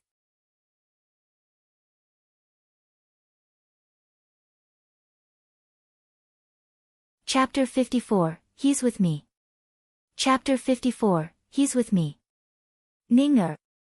Just when the little beggar was about to take Zhuo Fan to Allbeast mountain range, a yell echoed in their ears. Little beggar shivered, turning his head shyly. With slow footsteps, what appeared before the two was an elegant young master in white with tied hair. He was in front of 20 qi condensation experts donning the same clothes as the ones from the previous group. The young master ignored Zhuo Fan and glared at the beggar with rage. You've caused enough trouble. It's time you return. Biting his lip, the beggar's eyes looked uncertain, but soon he came to a decision and stared back with a firm gaze. He dodged behind Zhuo Fan with a yell, Brother Zhuo, save me. The young master finally picked up on Zhuo Fan's presence, merely glancing his phoenix eyes his way. This concerns our Shui clan. If Sir does not want any trouble, I suggest you leave. Shui clan. Zhuo Fan quirked an eyebrow and stared long at the beggar. I didn't think this buddy had offended the Shui clan. Shui clan was the #1 common clan in Blue Expanse City. It had a profound heaven expert as overseer and could be considered a second-rate clan on the continent. But as Blue Expanse City was under Hell Valley's control, Shui clan was nothing more than its vassal. Zhuo Fan saw the beggar pleading with his eyes and smiled as he drew the beggar closer. The young master squinted and paled. The beggar was also surprised, and a faint red tint made itself notice on his dirty cheeks. Kid, what do you think you're doing? The young master bellowed. Zhuo Fan snickered, from now on, he's under me. If you want him, you'll have to pass through me first. Absurd. Did you come to Blue Expanse City without even knowing of our Shui clan? Is our clan someone you can offend? Ha ha ha, Zhuo Fan laughed and shook his head. Of course I know. Shui clan is Hell Valley's #1 dog in Blue Expanse City. You're telling me to ignore all those rare and amazing spiritual beasts on Allbeast mountain range for a lame dog? The young master was about to explode from anger. The beggar was also angry and pushed Zhuo Fan. Don't talk of Shui clan like that. Zhuo Fan was stunned. I am venting your anger, yet you still blame me? Men, seize them. As Zhuo Fan was lost for words, the young master bellowed orders. The men behind him swarmed the two. The beggar woke up to who the enemy was and hid behind Zhuo Fan. Sneering, Zhuo Fan picked up on the fact that these guards were mostly 5th layer qi condensation cultivators, with only 2 in the 6th layer. A bunch of fishes looking for death. Zhuo Fan attacked with disdain. His hand flashed red and struck with blood palm. It hit a guard's chest, and the victim felt all his blood vessels burst and his organs expand to the point of bursting. He spat blood before collapsing. Another palm flew and the next guard fell. This pattern went on and on. The group of 20 guards fell one by one under Zhuo Fan's onslaught. The young master had long been standing there in shock. Even with his 8th layer qi condensation cultivation, he would be unable to deal with 20 men like Zhuo Fan did. It was clear that Zhuo Fan was only in the 5th layer, yet his simple palm dealt each guard a serious wound. What escaped his eyes though, was that Zhuo Fan's blood palm bypassed a person's flesh and struck at the blood vessels. It was the same as ignoring the body's defense and attacking the vulnerable organs within, so of course, it was far deadlier than it looked. In but a few breaths, all guards were on the ground, knocked out. The young master witnessed it all with a solemn expression. The beggar's eyes also bulged in wonder. So you do know a thing or two, kid. No wonder you're so smug. The young master gnashed his teeth and jumped, shattering the stones beneath his feet. Then let me, Shui Gang, coerce Sir with my high martial arts. Shui Gang. Zhuo Fan frowned. Are you Shui clan's young master? I heard your dad pampers you and you are to be the clan's successor. So, are you afraid perchance? Shui Gang shouted. Zhuo Fan shook his head. No, I just don't like annoyances. If I offend you here, my days in Blue Expanse City will be harder. It's best to shut all these people up for good and bring peace to my ears. Zhuo Fan's eyes flashed with killing intent and shot forward. Such pressure from him squeezed at Shui Gang's heart. He never dreamed Zhuo Fan would dare to kill him. The naked killing intent made his yuan qi slow down, even if he was 3 layers higher than Zhuo Fan. He, who was praised to high heaven for his talent in cultivation, couldn't foresee the world housing such a ruthless youth. A mere 5th layer qi condensation cultivator was able to overwhelm an expert 3 layers higher. He watched in abject fear as the palm neared his chest and was moments away from rupturing his heart. But in this moment of impending crisis, he bit his tongue to wake up. The pain freed him from the killing intense horrifying grip. With no time to lose, he punched. Blue lights shot like a tornado at Zhuo Fan. High mortal ranked martial art, howling fist. Zhuo Fan snorted in disdain and made a hand sign so that a red light flew right into Shui Gang's body. Before the howling fist even touched Zhuo Fan, it broke apart and Shui Gang's body froze on the spot in panic. At this moment Zhuo Fan towered over him. Seeing Zhuo Fan's devious grin, Shui Gang felt like he was looking at a demon and his heart seized up for a few seconds. Bam! Zhuo Fan's palm landed on his chest and Shui Gang spat blood as he flew into the air. His organs felt like they were burning and his blood vessels began to rupture. But the pain had yet to register when the demon approached. Shui Gang was so scared he was having a mental breakdown. This was Zhuo Fan.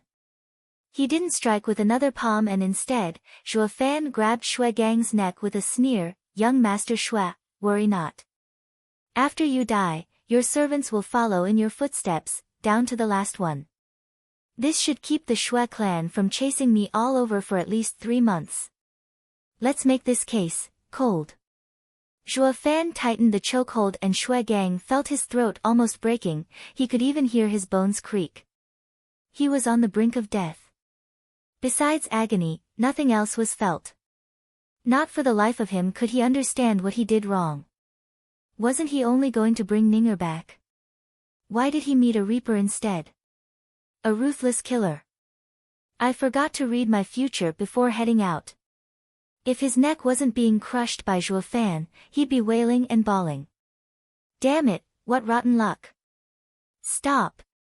Just when Zhuo Fan wanted to apply the last bit of force and send the young master to paradise, the beggar yelled. Zhuo Fan eyed him suspiciously. What are you doing? Aren't they your enemies? The beggar was filled with worry for Shui Gang's life that even tears formed in his eyes. In fact, he wanted to stop Zhuo Fan long ago, but Zhuo Fan was just too fast. He dealt with the guards in one moment, and in the next, he was at Shui Gang's throat. Even if they are, I don't want to kill them. The beggar cried. Zhuo Fan frowned. Why didn't you say so? But it's too late now. They are no longer just your enemies, they are mine too. The only ending for my enemies is death. Zhuo Fan's hand tightened and Shui Gang's eyes bulged out. He wasn't far off from dying. If you don't release him, I won't guide you. The beggar yelled in tears. Zhuo Fan frowned. This was his first time seeing a person shed tears for their enemies. He let go and Shui Gang dropped on the ground. Zhuo Fan made a sign and Blood Infant returned as he shrugged. Since you aren't scared, why would I be over some future inconvenience? He wiped the tears off the beggar's little face and walked away while holding the beggar close. Show the way, then I will take you outside the city, far from Shui clan. Why you baddie? The little beggar stammered. Zhuo Fan sneered, correct, I'm a bad man. But in this world, they are the only ones who can survive. The good guys have already left for hell. The beggar wiped his tears and looked at Zhuo Fan, unafraid. He had seen his fair share of bad people, but none rose to Zhuo Fan's level. Yet he never felt any hatred for Zhuo Fan as he did for others, instead, he felt at ease. This feeling he didn't express, but it felt nice anyway. An hour later, a black figure appeared standing in Zhuo Fan's previous position. The old man's beard shivered from rage at the sight of the guards on the ground. He noticed Shui Gang twitching on the ground, helped him up, and asked nervously, Ganger, what's wrong? Who did this to you? Shui Gang gasped with a pale face, yet not one word was uttered. The old man looked him over and found that only Shui Gang's insides were wounded, while below him was a puddle of water. He gave Shui Gang a pill then let out a long breath. But Shui Gang's injury astonished him. His wound wasn't heavy, only needing a month to heal. But his mind, however, had received a heavy shock. He was frightened so badly he peed himself. Ganger is a bold youth. Only a dreadful expert could have scared him to such a state in such a short time. The old man was bewildered as he pondered for a long time. In the end, he shook his head and left with Shui Gang. No matter who it was, any who dared offend Shui clan in Blue Expanse City would have another thing coming.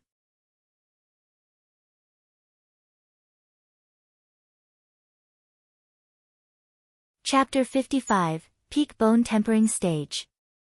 Chapter 55, Peak Bone Tempering Stage. That's the path up the mountain. The beggar and Zhuo Fan poked their heads through a bush close to a narrow mountain path. Zhuo Fan looked ahead and frowned, seeing 30 bone-tempering guards. With his strength and savage moon, along with Blood Infant's help, it wasn't hard to charge through. But to do it without anyone noticing was the problem. Any noise here would attract the elder from Hell Valley stationed within. And since Shui clan's profound heaven expert was after him, he'd have a hard time coming out alive. After careful deliberation, Zhuo Fan shook his head. He'd have to rely on the little beggar if he wanted to go within the mountain's range. Xiao Ning, where's the secret tunnel? Zhuo Fan looked at the little beggar. The latter was still feeling afraid of what he had witnessed some time ago. He wasn't crying but still sniffed. See, come with me, said the little beggar while sniffing hard, then he and Zhuo Fan vanished from the bushes. Zhuo Fan felt helpless. Why is this kid more of a coward than a mouse? Ever since he saw what I did, he keeps crying from fear, even now. They were the enemies chasing you down, not your family. So why are you crying so hard? Zhuo Fan secretly cursed but was resigned to his fate. Who told him to agree to this little beggar's deal? He imagined that after he followed the beggar to the mountain, he'd be facing some ferocious spiritual beasts while the beggar kept crying at the side. Sighing, Zhuo Fan traveled with the beggar through a dark forest. After a long time, they found a narrow tunnel next to a hidden stream. This is it. The beggar forced himself to stop sobbing, but his body still shivered. When I was little, I used to play with my dad and brothers in these woods. Zhuo Fan lifted an eyebrow as he inspected the cave and the surroundings. It was such a remote place that only a native would know of. He guessed that the little beggar must have stumbled upon this cave when he was playing with his brothers, or the Hell Valley would have sealed it by now if they knew of it. All right, Xiao Ning. Go in first, I'll be right behind you. Zhuo Fan shouted as he pushed the little beggar in. He didn't think this place held a trap, but his years and years of experience still showed his cautious nature. The little beggar was aware of the meaning and rolled his eyes in anger, and stooped to go in. Suddenly, a loud shout was heard. Ninger, stop! Whoosh! With a sound of the wind, a large figure blocked the two's path. The man looked like he was in his 40s and wore luxurious clothing over his tall and sturdy body. His pair of large eyes flashed with the explosive power of an expert. Peak bone tempering expert. Zhuo Fan frowned and his hands tightened. Are you the clan head of the Shui clan, Shui Wanlong? Good eyes. Shui Wanlong praised. Were you the one who harmed my eldest son, Shui Gang? Indeed, Zhuo Fan smiled. He wanted to take one of my people. Sparing him was already kind enough. What, yours? Shui Wanlong was shocked and turned to the little beggar. The little beggar blushed as he hid behind Zhuo Fan. Shui Wanlong's expression turned weird. Dad! Just then, a yell was heard. A youth in white landed next to Shui Wanlong. Ha ha ha, I knew Ning'er would be hiding here. Dad, let me help you take him back. The youth looked thrilled. He disregarded Zhuo Fan and flew to the little beggar. Bastard, this kid is way too cocky, treating me like air. Zhuo Fan squinted and secretly cursed. When the youth was close to him, he struck with a red palm. The youth felt his energy turn sluggish and his blood vessels rupture. In this moment of deadly crisis, Zhuo Fan struck like lightning and grabbed his neck. What are you doing? Shui Wanlong roared. He didn't think his son would be caught so easily. To be honest, he saw Zhuo Fan as a fifth-layer qi condensation cultivator and was still skeptical of how he hurt his eldest son and guards. But now he knew. Compared to the kids he raised in his clan with all his heart, Zhuo Fan was akin to a savage beast bathed in blood. He was weaker, but his timing was perfect and his methods vicious. Before Zhuo Fan, his two sons were nothing more than greenhouse flowers. With a snicker, Zhuo Fan raised the youth up high, a fifth-layer qi condensation cultivator. He must be your second son, Shui Lin, right? Release him now, or you won't make it out alive. Shui Wanlong roared in anger. Sneering, Zhuo Fan shook his head. If I do as you say, you'd make sure I'm dead even more. Clan head Shui, no matter what grievances Xiao Ning has with you, he is my person. I only hope you will give up at this point. Don't. Zhuo Fan's hand squeezed and Shui Lin gasped with his tongue out, and you will have your son as a corpse. No. The little beggar shouted before Shui Wanlong could reply, grabbing Zhuo Fan's arm and begging with his eyes. Zhuo Fan was stunned. This beggar must have a screw loose. Why does he want to leave his enemies alive? Shui Wanlong watched them with a complicated gaze. But soon came to a decision and calmed down. This, in turn, startled Zhuo Fan. Kid, what is your name? Shui Wanlong asked. Zhuo Fan smiled. I am alone and am not afraid of your revenge. Nor am I afraid of telling you my name. It's Zhuo Fan. Alright, Zhuo Fan. You want to protect him no matter what? Shui Wanlong pointed at the little beggar with a solemn look. Zhuo Fan snorted. He is mine, so of course I will. Good, then let's make a bet. You let my son go and take 10 hits from me. If you win, I will no longer care about him. What do you say? Squinting, Zhuo Fan considered Shui Wanlong's bet, then showed his manic grin as he threw Shui Lin away. Aren't you afraid I will break my word? Shui Wanlong's eyes flashed. Zhuo Fan sneered. If I want to kill him, you won't be able to stop me. Big words. Shui Wanlong was angry again. Here are my 10 moves. He charged with his peak bone tempering power on display. But Zhuo Fan didn't seem to feel any discomfort, standing there calmly. Shui Wanlong's brow trembled as he secretly praised Zhuo Fan. But before he reached Zhuo Fan, the latter also charged.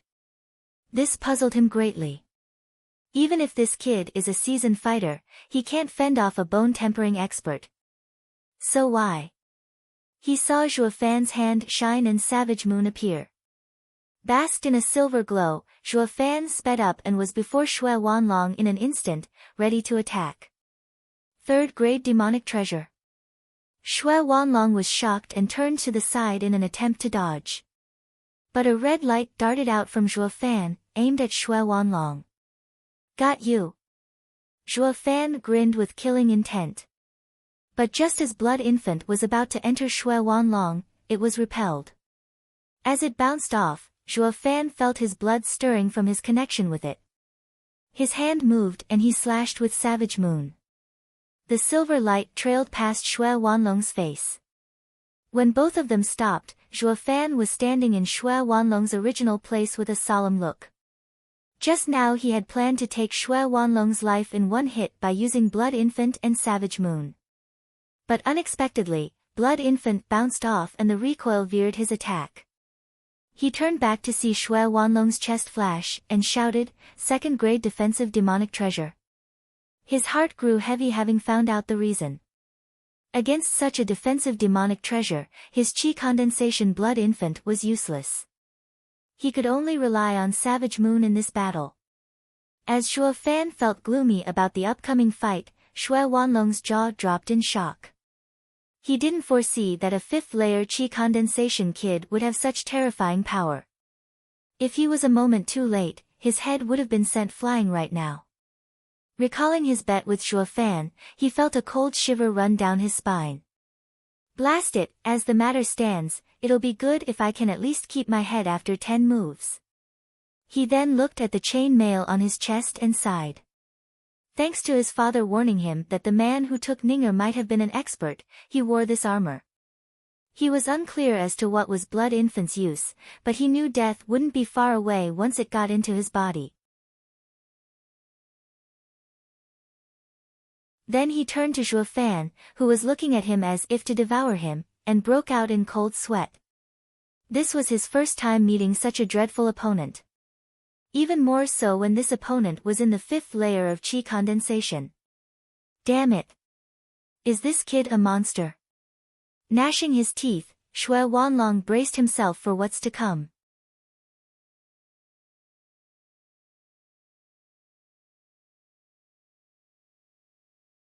Chapter 56, Mystifying Phantom Step.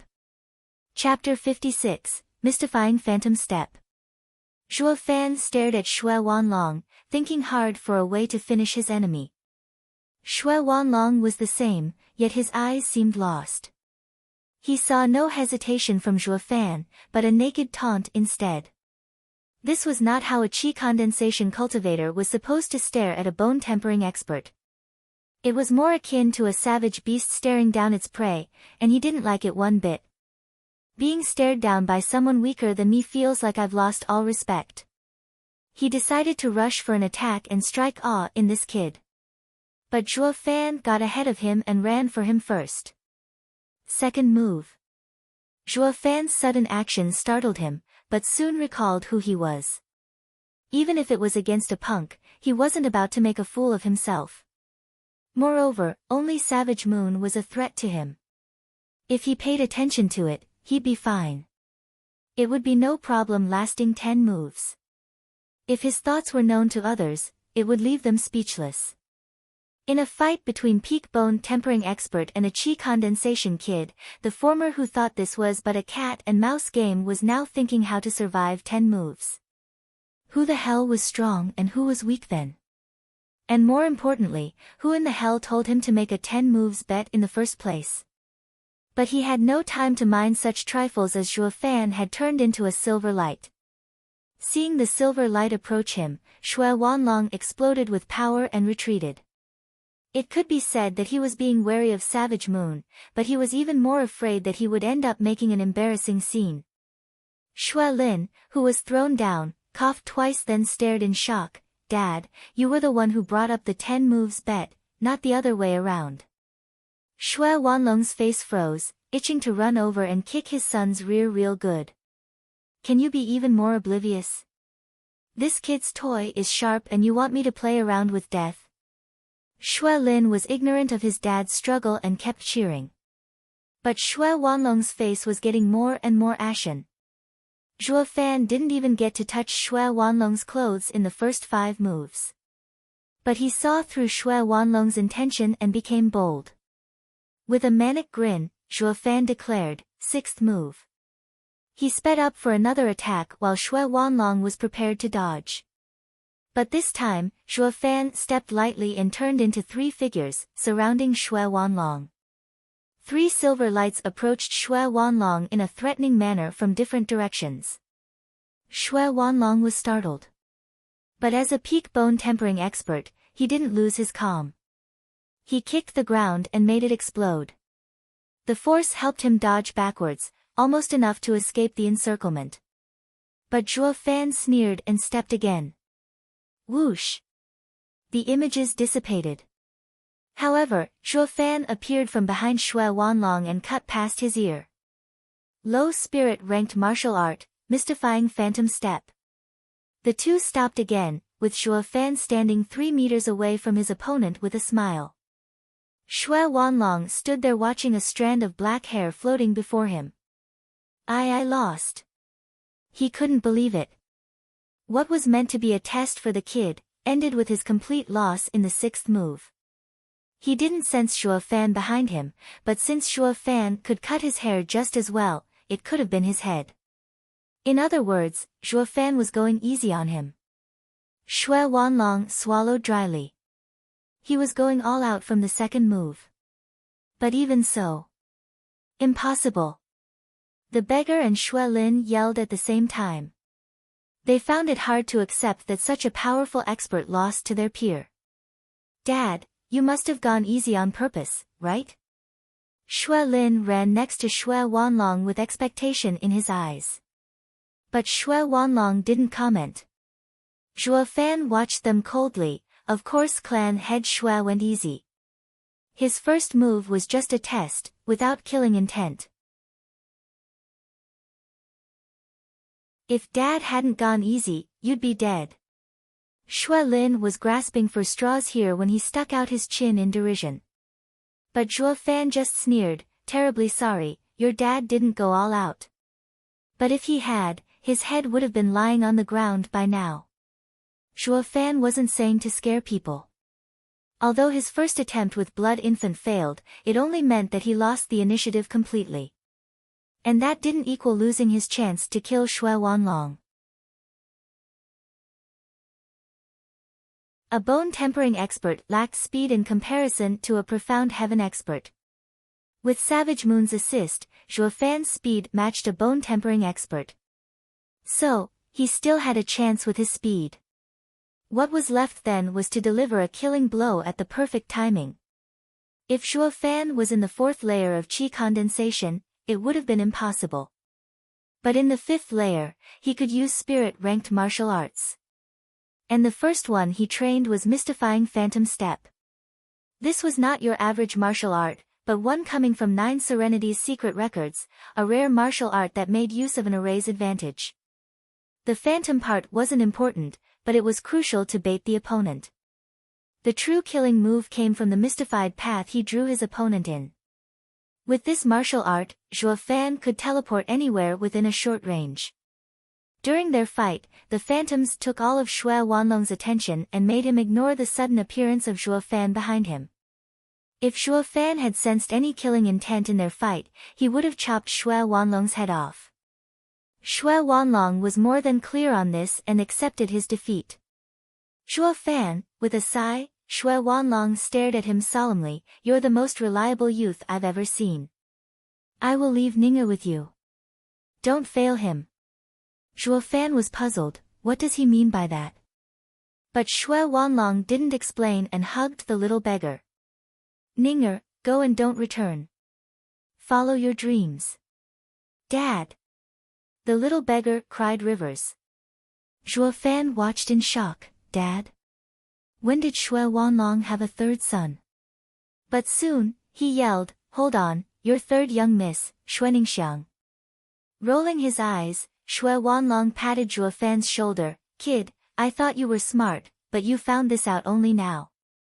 Anyway, you said it yourself that she is yours, so I am leaving her in your care. If I find out that you mistreated my daughter in any way, I will wring your life from your body." No way. What is going on here? Zhuo Fan was slack-jawed. All this time he'd been fighting the little beggar's father and was so close to ending her entire family. It's obvious now why she always glared at me with such hatred. Sighing, Shui Wanlong took one last look at his tearing daughter and left with Shui Lin. After going some distance, Shui Lin said, Dad, if we don't get Ninger back, how do we explain it to Hell Valley? Quiet, I have a way. Shui Ningxiang. Zhuo Fan stepped before the little beggar and tossed her cap. Jet black silky hair cascaded. The little beggar, who was still lost in tears as she watched her father leave, yelped when this happened and hurriedly held her head. She faced him with a blushed face but didn't meet his eyes. Miss Ning, what's your game? Here I was fighting with your father thinking of helping you vent your anger but, in fact, it was for nothing. Shui Ningxiang took 2 steps back, muttering as she looked at his angry face, Brother Zhuo, don't be angry. I only want to leave the city while you want to go to Allbeast mountain range. We'll each get what we want. Zhuo Fan was startled. Then again, she's right. As long as I get what I want, who cares if they're a family of archenemies? Each gets what he wants. This Missy speaks reason. Will I, demonic emperor, get angry because she lied to me? Anyway, this has nothing to do with me. But then Zhuo Fan was startled once again. Since when have I been so emotional? With a frown, Zhuo Fan recalled everything that happened since his rebirth. He then realized that being in contact with the Luo clan over the past months made him show consideration to the people around him, even without his knowledge. This wasn't how a demonic cultivator acted at all. Damn it, I don't need these useless feelings. I have to change. I have to. Zhuo Fan reminded himself again and again. His face then turned serene, void of any emotion. Shui Ningxiang, let's go. Zhuo Fan pointed at the cave and said in a cold tone, once I'm done with Allbeast mountain range, I will take you out. At that time, our deal is done. Shui Ningxiang looked long at him then nodded. Zhuo Fan's behavior changed way too fast as if he was a different person. To begin with, Zhuo Fan wasn't a good man in her mind but now he became neither good nor bad, but cold and unfeeling. If you find any errors, ads pop up, ads redirect, broken links, non-standard content, etc. You're tuning in to the Blissful Bookshelf YouTube channel. We're so grateful for your support and don't forget to subscribe to join us on this incredible journey through captivating stories. Your generosity through donations truly makes a world of difference, as it's the primary source of revenue that allows me to expand and enhance this channel for you. Thank you from the bottom of my heart for being a part of this adventure.